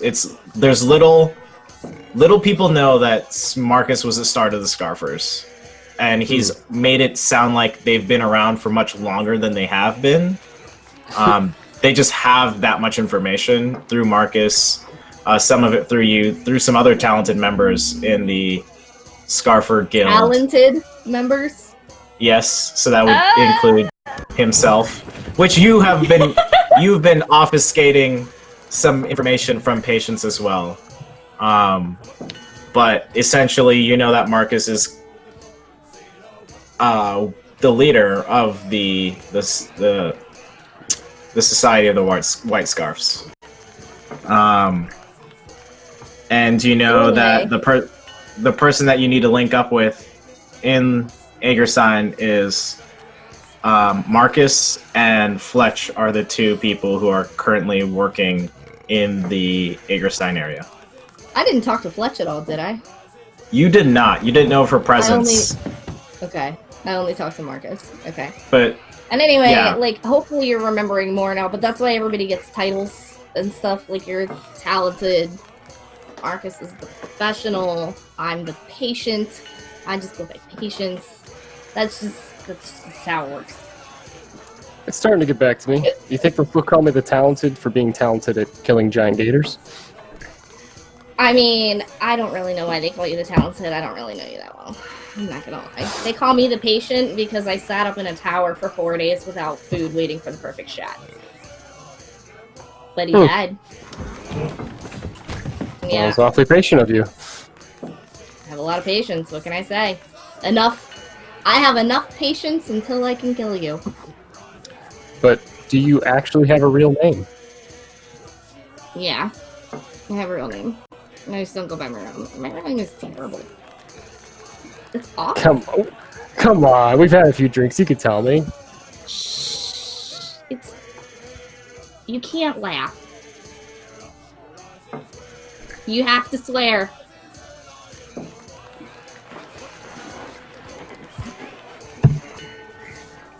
It's Dorothy. Say Dorothy? It's Dorothy. It's so bad. It's not. My parents are mean. And she's gonna cry in like a blubbering mess for so many reasons that Michael knows. Jay will like that drunk, that's like way too drunk, sobbing sorority girl cry. You're gonna get like a pat, like, don't know what I just walked into. So this is kind of familiar, I guess, for you, Trey. You've seen some people who have some messed up pasts in the Scarfers, and sometimes you don't know if it's someone's messed up past or they've just been in the shit too long. They've been in the Scarfers for too long, and it just gets to them sometimes. So you get the feeling. Like if you don't have a screwed up past, you have to make one up so you fit in. You're not allowed. Yeah, exactly. It's a very secret club. Tragic backstories only. Mm-hmm. Mm. Yeah. Yeah, I'll try She'll to say comfort her. scarfer's a little too loud, and somebody else will be like, "What's a scarfer?" And she's like, "I have a scarf. Look." And she's like opening her where she keeps it sewn into her armor, and see, it's white. It's a scarf. That's it. We just collect scarves. Mind your business. Just go scarf your food. That's It's a classic fashion go-to statement. line. It's called fashion, Aaron. Fashion. So, what are you Go to bed. doing, Zelrora?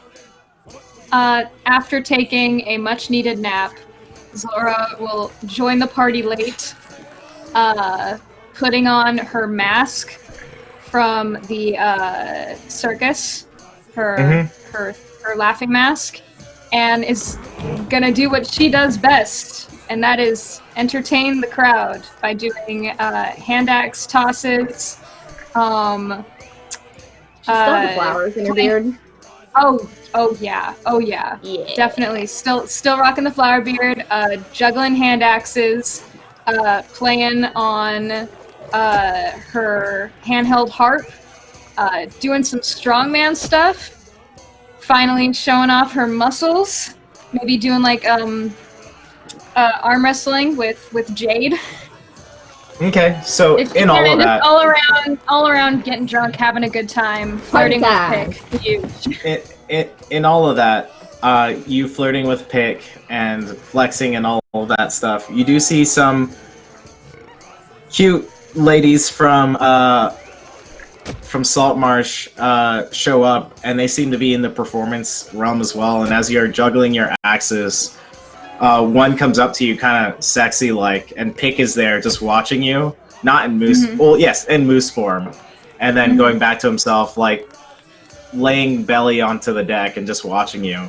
And this cute Saltmarsh lady comes up, and as you're basically juggling, she does the mid catch and starts to also catch and juggle what you have until she has all. And you kind of do this back and forth, and then you do this little catching routine back and forth and juggling. Relnor comes in with like two ladies, and you see him there, and he's like, these ladies are gonna, we're gonna have a free love good time. And they dismiss themselves, and they go into their quarters under below. And eventually, the circus performer that basically caught some of the juggling axes tosses it all back to you, and ends up drinking with you and Pick, and a whole bunch of coins during that interchange was thrown to you by sailors and fishermen, seeing that's an awesome good time. Nice. I will thank the circus lady for having a good time with me, and then I will just kind of casually take Pick by the hand and lead him, away. Okay, so you fade to black. You fade to black with him. I fade to black with Pick. Giggity. Perfect. So, you folks here, you see Zelrora and Pick go away, and during some of the moments, you folks can swear you hear a moose, like, making a huge noise, and then going back to a human noise. It's the weirdest thing you've ever heard, but that ends up happening. At some point, like mid-drink, this is what happens. Yeah, a little bit of that. Oh my god. Anyway. Hey man, druids, it's D&D. These things happen. Anyway. I will sleep in the crow's nest as far away from moose shenanigans as possible. Okay. So, Oh my god. continuing on, the night comes to an end, and you folks all wake up with a huge hangover. Muster happens with Jamero and with Dwarthic. And Jamero knows, of course, of the Sirens medal and how you folks are getting back home. And you folks sail out in the morning, and at some point, as you're far away enough that you feel safe from Saltmarsh, Trey, you have the medal and it's attuned to you. You can basically decide how you want to go about this. I don't know. What does everyone else want to do? Yeah. Go home. That seems, yeah. Okay. Let's focusing. get home. Focusing on everything. You pick out all the, basically you target all the humanoids you can and the ship itself, and a familiar feeling happens to you, Zelrura, and Patience, and to you, Trey, because you experienced this too. The water that you are in, the ocean seems to start to get vertical again. Instead of a waterfall happening and you going down, it seems to suck the ship almost like you're launching like a rocket it off a waterfall onto a waterfall up into the sky, and it feels like you're beaming up very hard up into the sky, and you feel like you're going to go forever.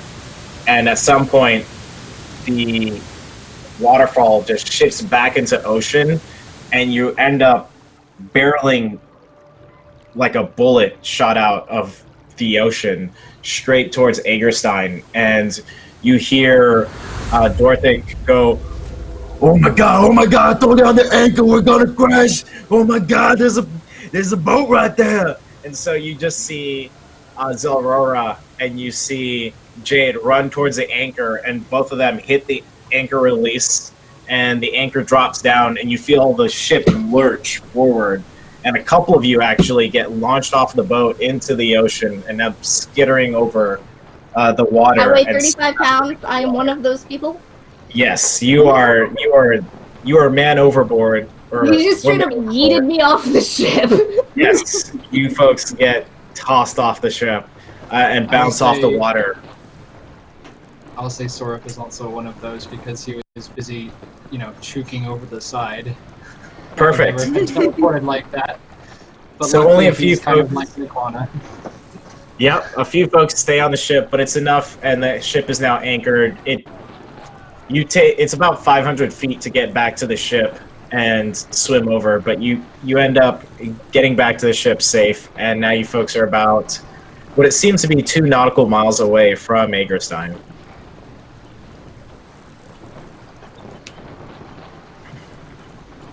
Well, let's get on over there. All right, so with Aine and Jamero, with Aine as the navigator, chief navigator, and Jamero as the captain / helmsman, you're able to navigate to the port that you once took off at. And you're able to get to the port and tie yourselves off, the ship off, and they let down the plank. And as you do, a lot of the crew seems like they are very nauseous and like still trying to get their bearings, as everyone's like deep out of breath and just kind of jolted from that plane shifty portal feeling that you folks just went through. It's still the waves of nausea are still going through you folks.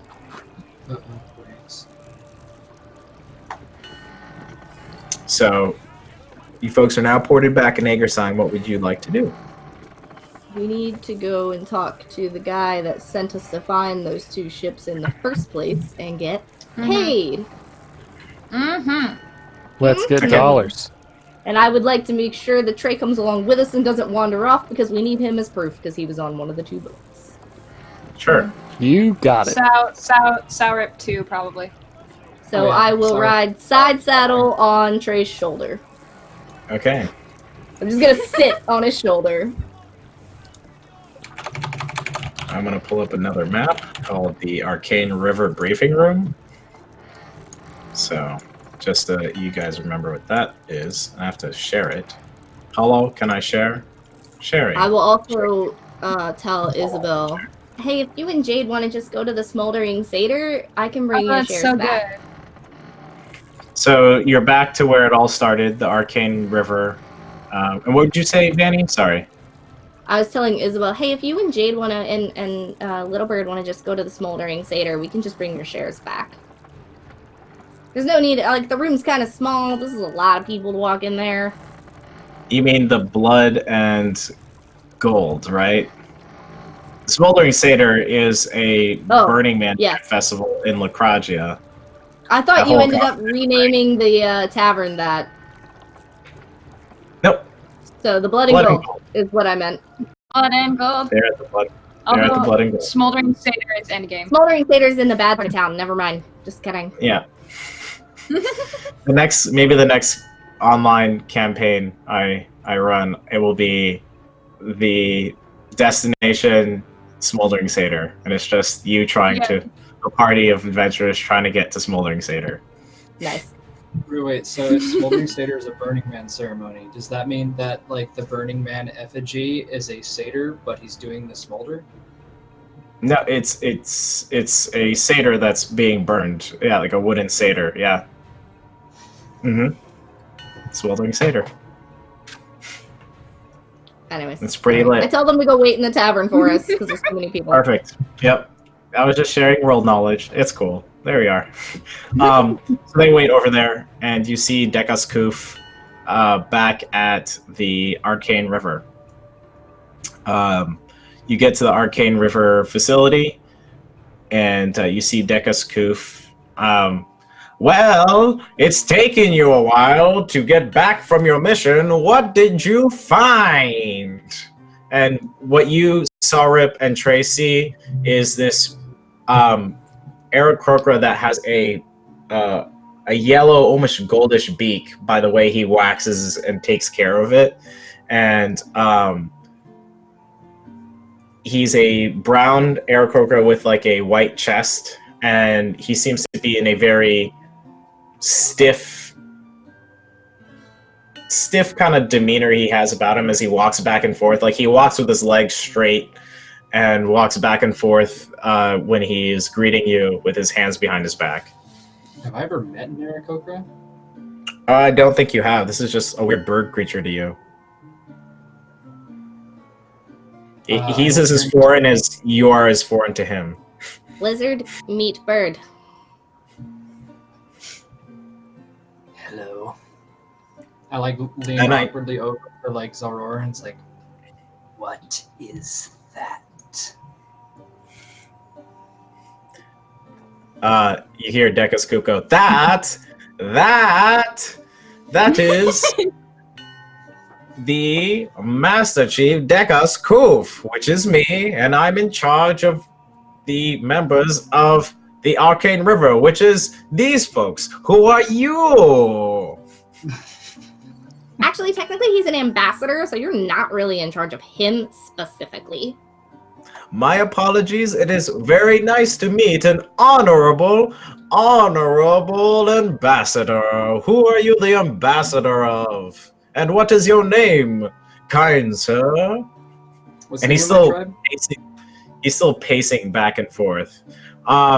Your tribe, weirdly, is called Swamp Apple. Swamp Apple? Mm-hmm. Yes. Okay. I am Sorip of the Swamp Apple tribe. Well, to meet you. He like gives a bow, but it's like not a bow, I guess. He doesn't like know how to bow. He just is kind of like trying to mimic how he's seen occasionally some people on the street do stuff. So Dekas Koof ends up bowing to you. Oh, this is part of your tradition. Well, nice to meet you, Saurit from Swamp Apple. It is so great you grace us with your presence. Now the rest of you, I'm glad you are back. What findings have you found for me? I, like, nudge Trey forward. Hey, I'm the last of my crew. And what crew is that? Call me Trey. You sent us after 2 ships that went and disappeared. You don't know who was on them? Oh, those ships. You must be one of the members from Bonneville's crew. the Blue Leaves. What That's right. do you have to report to me? I think they can explain it better. I'm still kind of Everyone's processing dead. the trauma. Well, It's okay. you can I pat say, him. I pat him gently, and I'm like, "It's okay. I know it hurts. It hurts." remember, Everyone's you're dead. in the Show you're a in the little decorum. So I'm he's like staring at him, hard stare. stare at him, and he looks like he's not even paying attention to you. And he's looking at Trey. He's like, remember to address me as your Master Chief, Trey. You are still in the Recrasia Navy, and there is rankings for these things. Right. Sorry, memory's a little foggy. It hurts. Yeah. Sahagin messed up everything. No one else survived. He's got amnesia, okay? He's still trying to remember things. It's coming back slowly, like... I'll give you a day to figure it out, Trey, but if you don't, I will assign you extra duties to make you remember who you are. Whatever makes you happy. Yep. I'm happy you are back and safe, and I'm happy the rest are back safe. Are you? Not sure. Well, I am happy Trey has survived and back safe. The rest of you folk, I am just in charge of you, and you are privateers, and so it doesn't concern me as much, but I'm very grateful for your presence and information you have told us. She makes the Daenerys Targaryen face at her, where she's like...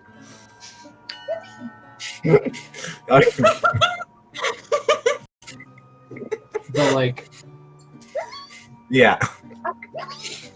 That's what you're gonna go with. That one right there. Okay. So you basically, eventually, he gets the information from you, you get the information from him. He awards you, I believe it was something like 25,000 gold, or 2,500 gold pieces to your party. It was higher, but it was for the whole ship. But I don't remember. I think it was I can 2,500. find out. You can find out. I can find out. So now you folks are richer, plus 7,500 gold pieces.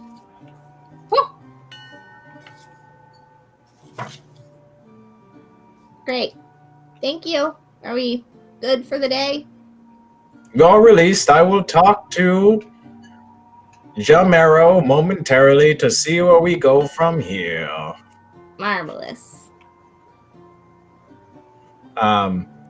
So yeah, you folks exit out of there, and you can choose what you would do from here, but essentially we're probably going to finale/epilogue status because we have about 25 minutes. So we'll give you folks each, let's say, five or so minutes to figure out what your characters would like to do.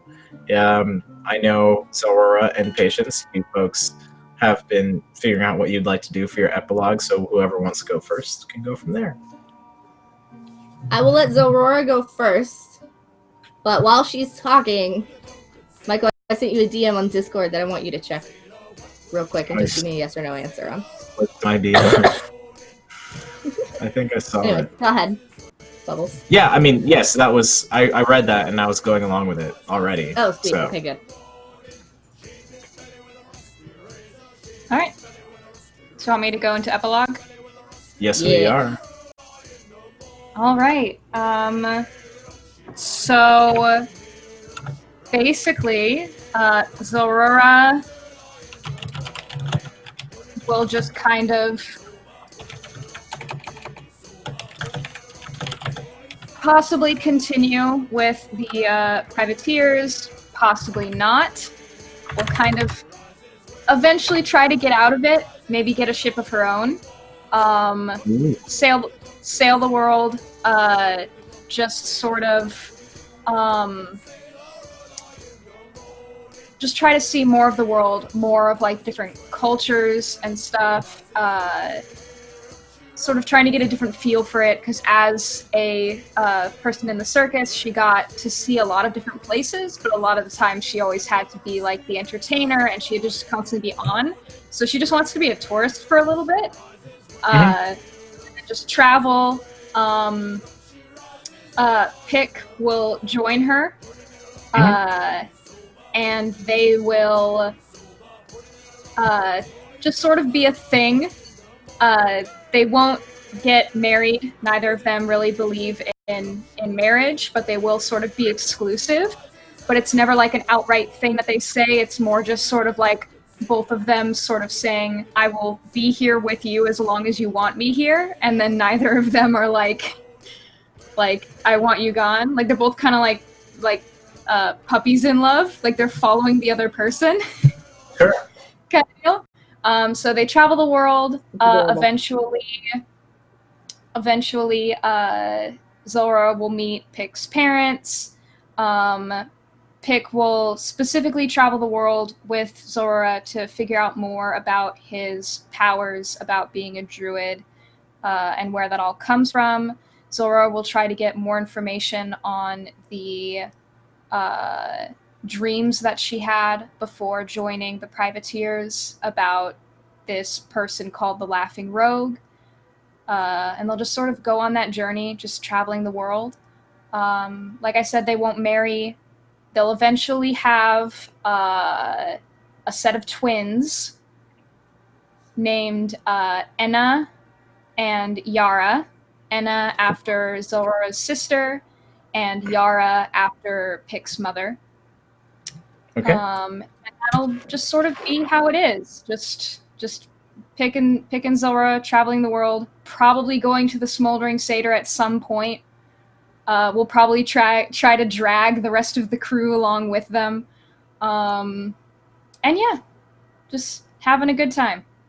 So weirdly enough, Pick gets a vision while he's there at the Smoldering Satyr, more about why he was given this moose druid form, and it was a blessing instilled to him by the Wild Mother and another offshoot nature god that made a pact to kind of create druids that showed more physical and kind of and the mental is not the word, but kind of like the mannerisms of the animals, of certain animals, and they wanted to see if it would make them more motivated to kind of preserve nature where they go. And so Pick gets that in a vision while he's at the Smoldering Satyr.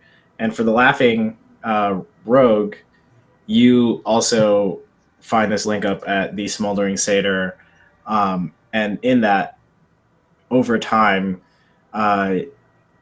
being there for about the week that you're there, you find other people of the Laughing Rogue kind of influence, and you gather them, and you folks end up becoming a sailing circus. So you do shows going from port to port, and basically putting up a tent / deck mass riggings to create these circus shows that are highly sought out for going from different port to different port. Oh, yay. That's adorable. I love it. Thank you. Yep. Vanny, did you want to go next? I would like to return Trey to Marcus. Actually, no. I'm going to Jerome's first. I have a crossbow to pick up, and I'm going to spend the party's money to do it. Okay. Sure. I will get my 20% off discount that he promised me. Yes. Tell him thank you. And then I will take Trey to Marcus. So Jerome's like, no problem, baby. Just make sure everybody knows where you got that awesome bow from, and I appreciate your business any day of the week. Where's the emblem? Did you put your card on it? Where is it? On the stack. Where? It's not right there, but every time you pull your hand back, my emblem's is on this part of your hand, the back of your hand, you know. So And like, then when people are like, "Dang, the back of your hand's ridiculous," you're like, "Yo, I got that from Jerome."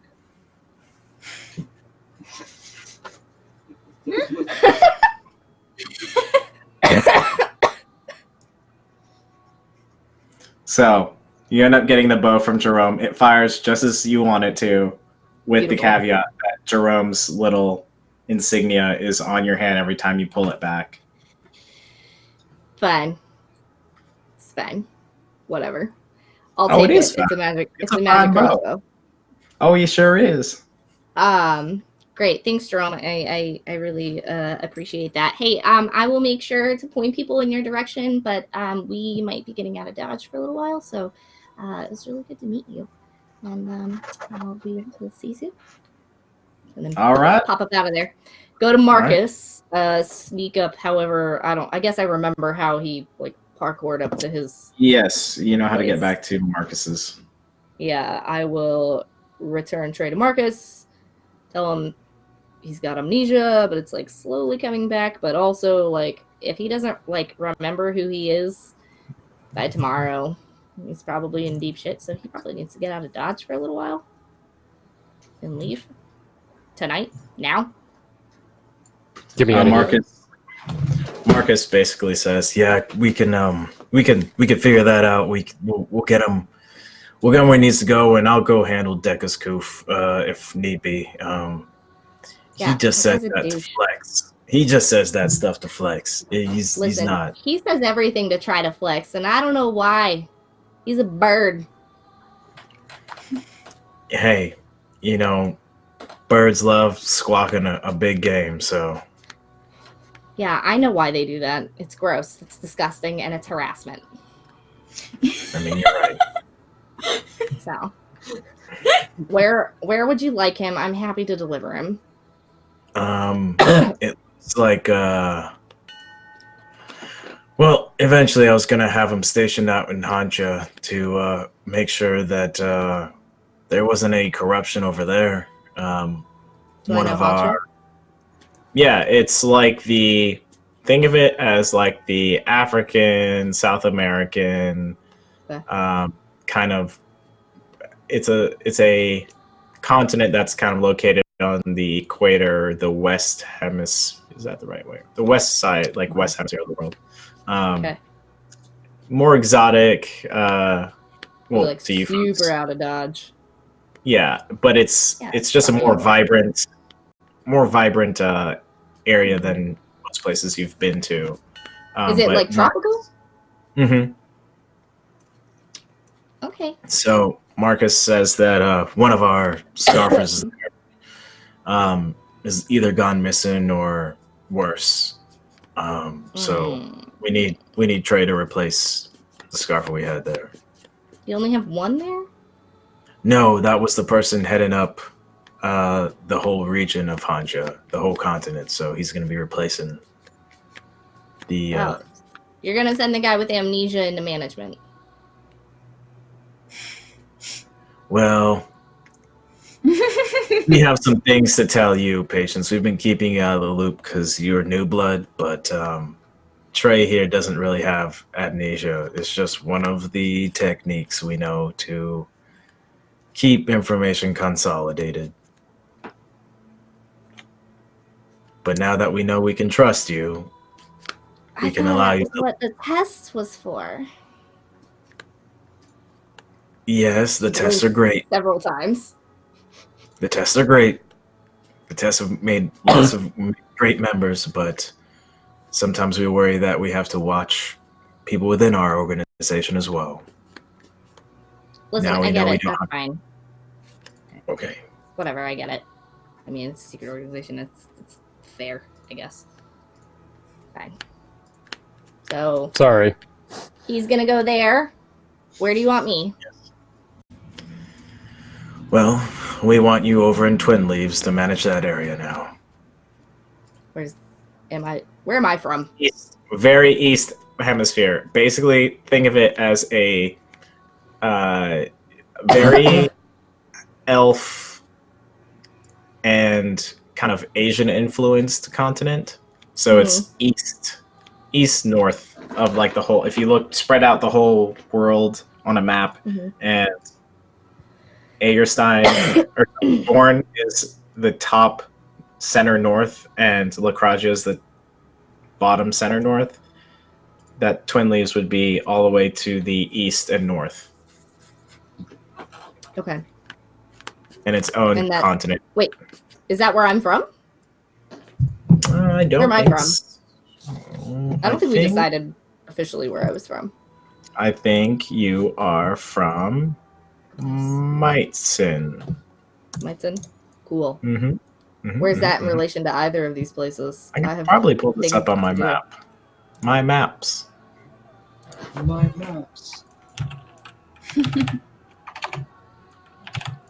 Oh, here it is. I gotta share this too. All right, so click, and then make sharing, share sheet.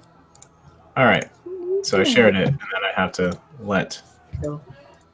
Wonderful. Oh, dang. Ah, yes, I see. Okay.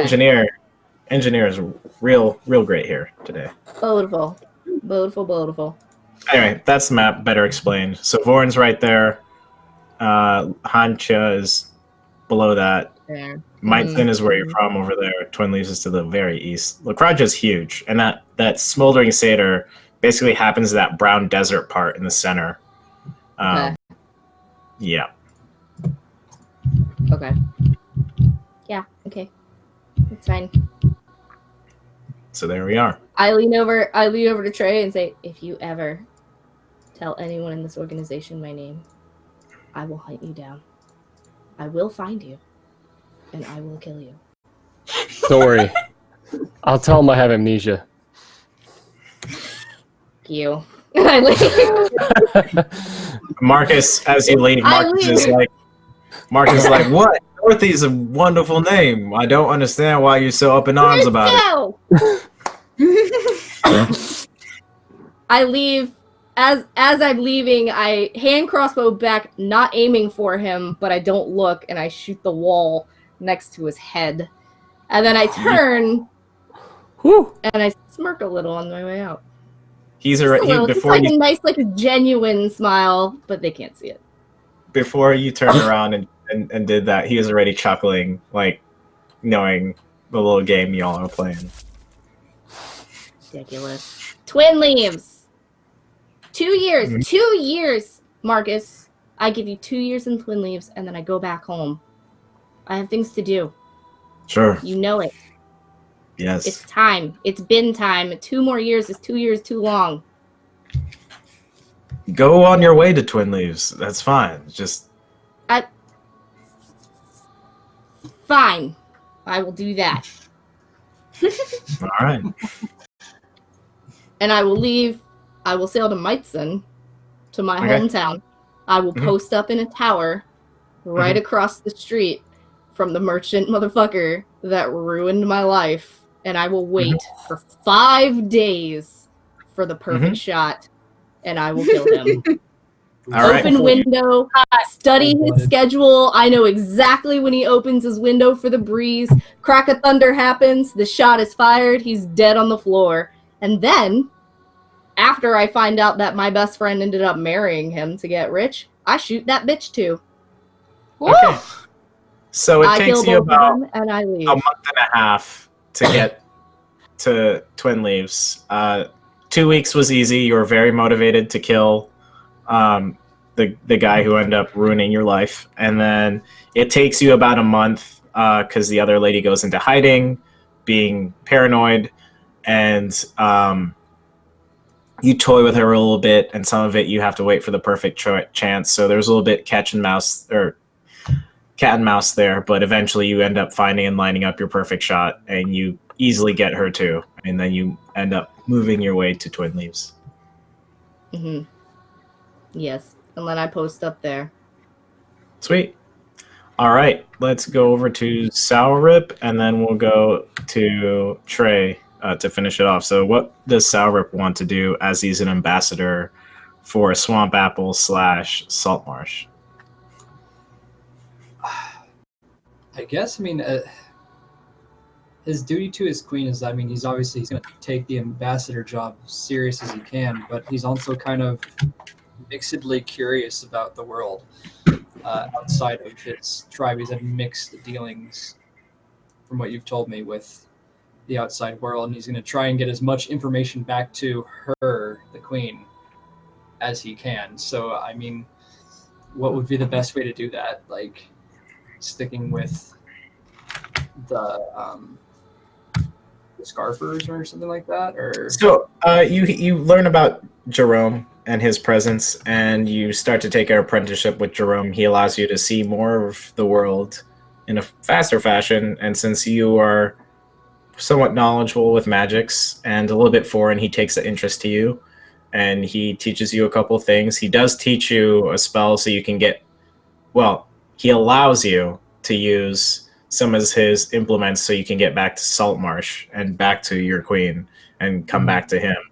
You end up making essentially a 10-year deal with Jerome to kind of be his apprentice, and however way you choose to use that 10-year apprenticeship is up to you. okay, yeah, I'd say he pretty much joins in with the gang, basically, and Sweet. runs it, because it seems like on a first glance that's the best way to get out as much as he can. After his apprenticeship, he will go back to the tribe for about an additional 10 years, and then in his twilight years, because lizard folk don't live that long, and he is already kind of middle-aged for a lizard folk when everyone meets him. He'll probably go out on his own, because at this point he's kind of gotten used to how outside peoples go about their business. So he's gonna just go out, not necessarily adventure, but just like walk off into the sunset for his twilight years kind of thing, and just see whatever like Bilbo would. Okay, so you end up Bilboing it, and at some point during your hermit Bilboing stage, your draconic kind of bloodline kicks in, and you end up in the swamp finding some sort of black dragon named named Lilith, and essentially you find a little place to settle in with a black dragon. She takes a liking to you, and you spend the rest of your years in hermit with Lilith, the black swamp dragon. Sweet. So, yeah. Trey, what would you like to do for your epilogue? Now I'm back with the white scarfs and have regained my memory. I'm doing the job I was assigned, and basically making sure nothing like that ever happens again to, nothing that happened to my crew ever happens again like that. So I'm looking into, I'm learning about magic, I'm researching the world, I'm trying my best to use my resources within the white scarfs to make the world a better place. So that's my. If you got resources, you should use them to help others, and that's its priority. Okay. So at Hancha, for you kind of make your own society of white scarfs, like chapter in Hancha, and you end up putting several scarfers in both the Lacragia and Hancha Navy as implants, so you can keep track to make sure that there isn't any weird vortexes to off other planes. And yep. You also make sure that you stem some of the corruption happening in Hancha into controllable levels, and you're able to essentially become one of the figureheads of the Society of White Scarfers. You do learn that someone else has taken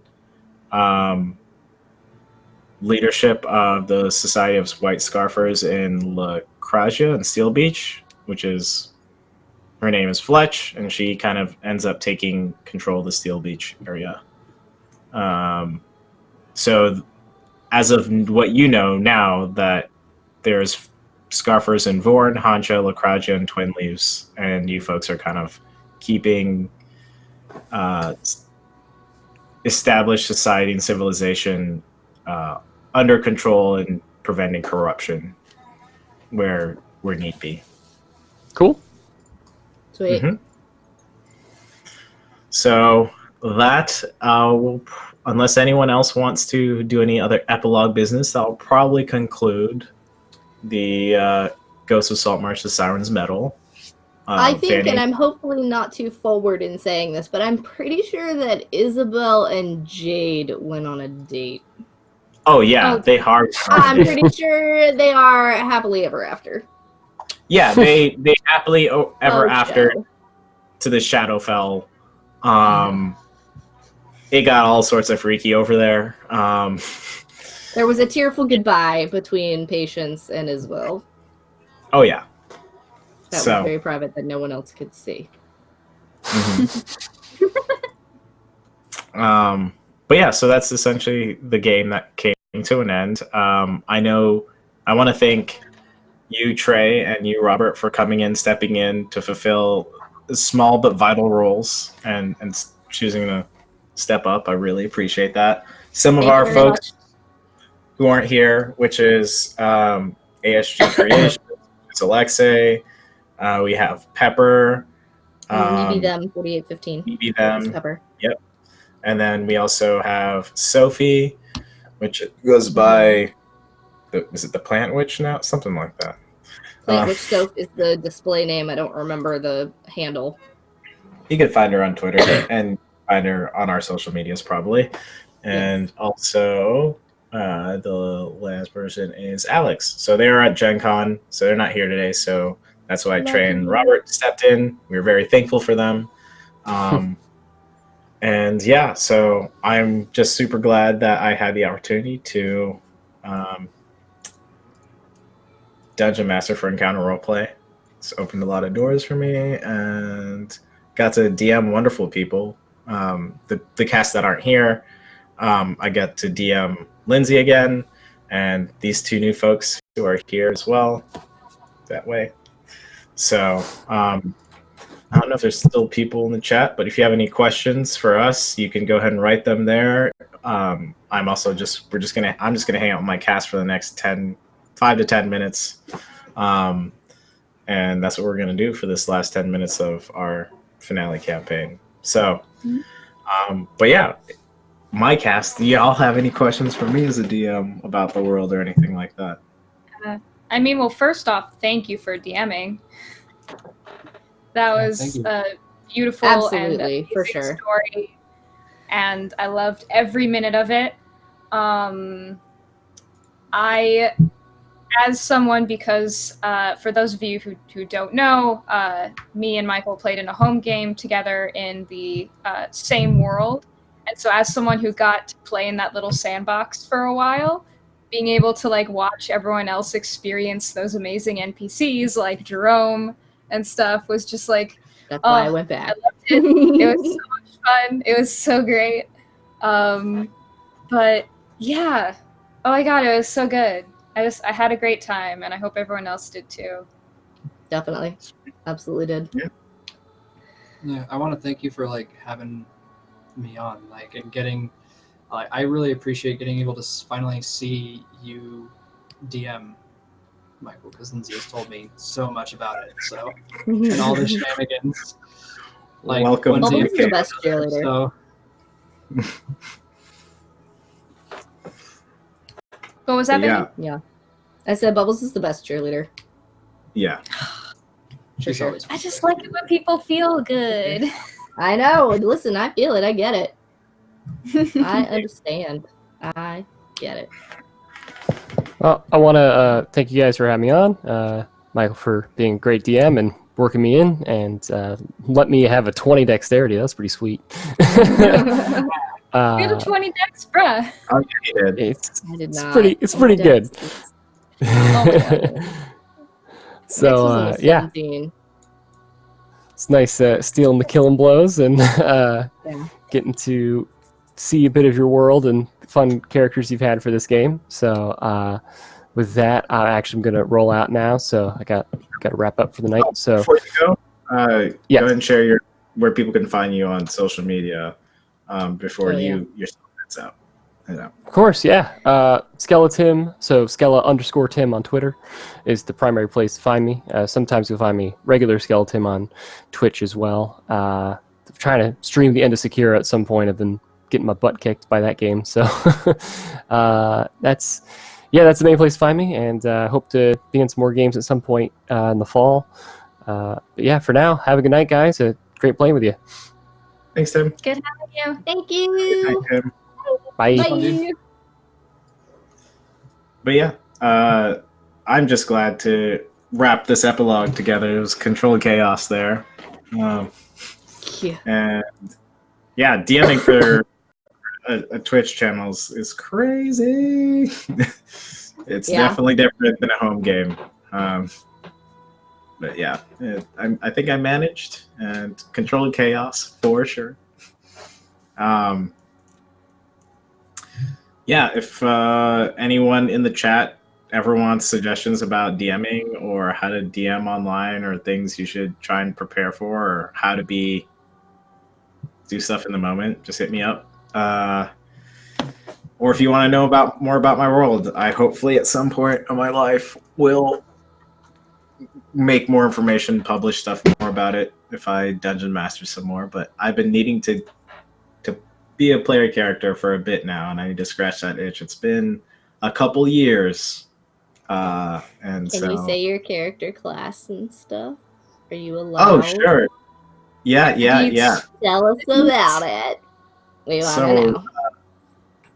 on another channel, the Cobalt Press channel, I don't know if I'm allowed to speak into it, but and I'll try and keep it vague as far as all that stuff goes. But anyway, on another channel, I play a Ghost Knight, I play a fighter, which is a Ghost Knight. He's a human. His name is Gervain, and I'm sensing a theme. I don't know why I tend towards J names. I'm like, J names, they're so unique. I don't know. Mike will only ever have Jerome as just a never-ending reincarnated character. That's it. It is the universe So, experiencing itself at all times. Do you know, like, Skeletim does that? In different games he plays, he has a character named Dirk Daggerford, and then the next game he plays, it's Dirk Daggerford the second, and then Dirk Daggerford the third, and then the fourth. my In God. Walk the Plank, he was Dirk Daggerford the fifth, and it's fucking amazing. It is That's- the best. But yeah, so I've been really excited to play that campaign. There's an awesome cast, and it's been crazy. But yeah, I think we should, and just go to my Twitter. You'll see all the information about that at Michael Kritz. But I should pass it around because we're at that 5-minute mark before we say goodbye. But I'll pass it over to Vanny. Vanny, go ahead and share your social media, who you are, and what exciting projects you have coming up. I don't know. Oh, okay. I am Vanny Stitches, VANI_Stitches on Twitter, Twitch, and Instagram. I'm primarily a cross stitcher on Twitch, and we listen to like really chill music, so it's very relaxing. Just come and chill while I cross stitch. And currently, I'm working on multiple projects. I have a big Queen Ashara that I just started. I'm about to start the Cosmic Forces map from World of Warcraft. That's going to be my magnum opus of cross-stitching projects. It is 27 inches by 37 inches and will probably take me a million years to actually finish. And then I am also stitching up a Mighty Nine symbol for Critical Role. Awesome. Nice. Yep. Pass it. I'm also over. addicted to playing Hades, which is a game by Supergiant. I'm addicted to it. It's so good. I'll have to check that out. It's so good. So I'll link you the trailer. It's so good. sweet. I'll pass it over to Lindsay if you want to share who you are, where people can find you, and a project or anything that you're looking forward to. All right, so I am Lindsay Bouchard. You can find me on Twitter at DeBurbles, Bubbles the Mermaid.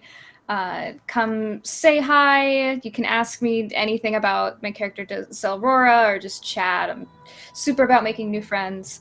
And you can also find me on Instagram and Tumblr at something that says Bubbles, all one word, all lowercase. And as far as projects, I actually just got hired on for another stream for RPG Labs, the company, where I will be playing a forest gnome pirate called the Good Dr. Dalliance. Ooh. That's amazing. Haven't decided on the voice yet, but it's going to be super fun, and it's interesting, and I'm excited for it, yeah. Sweet. 11 a.m. on Mondays. Ooh. That's right. On Mondays. So keep track of that. Look out for that. I will probably be definitely watching it if I can. Mm-hmm. So, I'm all hyped and getting the chat for that. Seeing one of my players go off and do amazing things. That is so cool. All right.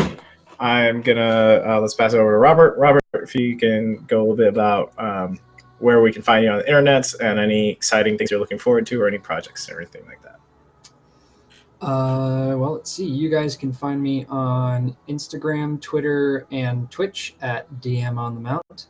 As far as projects I got going on right now, I play and DM a home game right now, and then we're about to start another game with the same group on the side that is going to be a monster campaign. And so far we have a Minotaur, a Dryad, a Warforged, and a Sea Elf. And it's going to be like pirate and gunpowder themed. So that will be interesting to see. Amazing.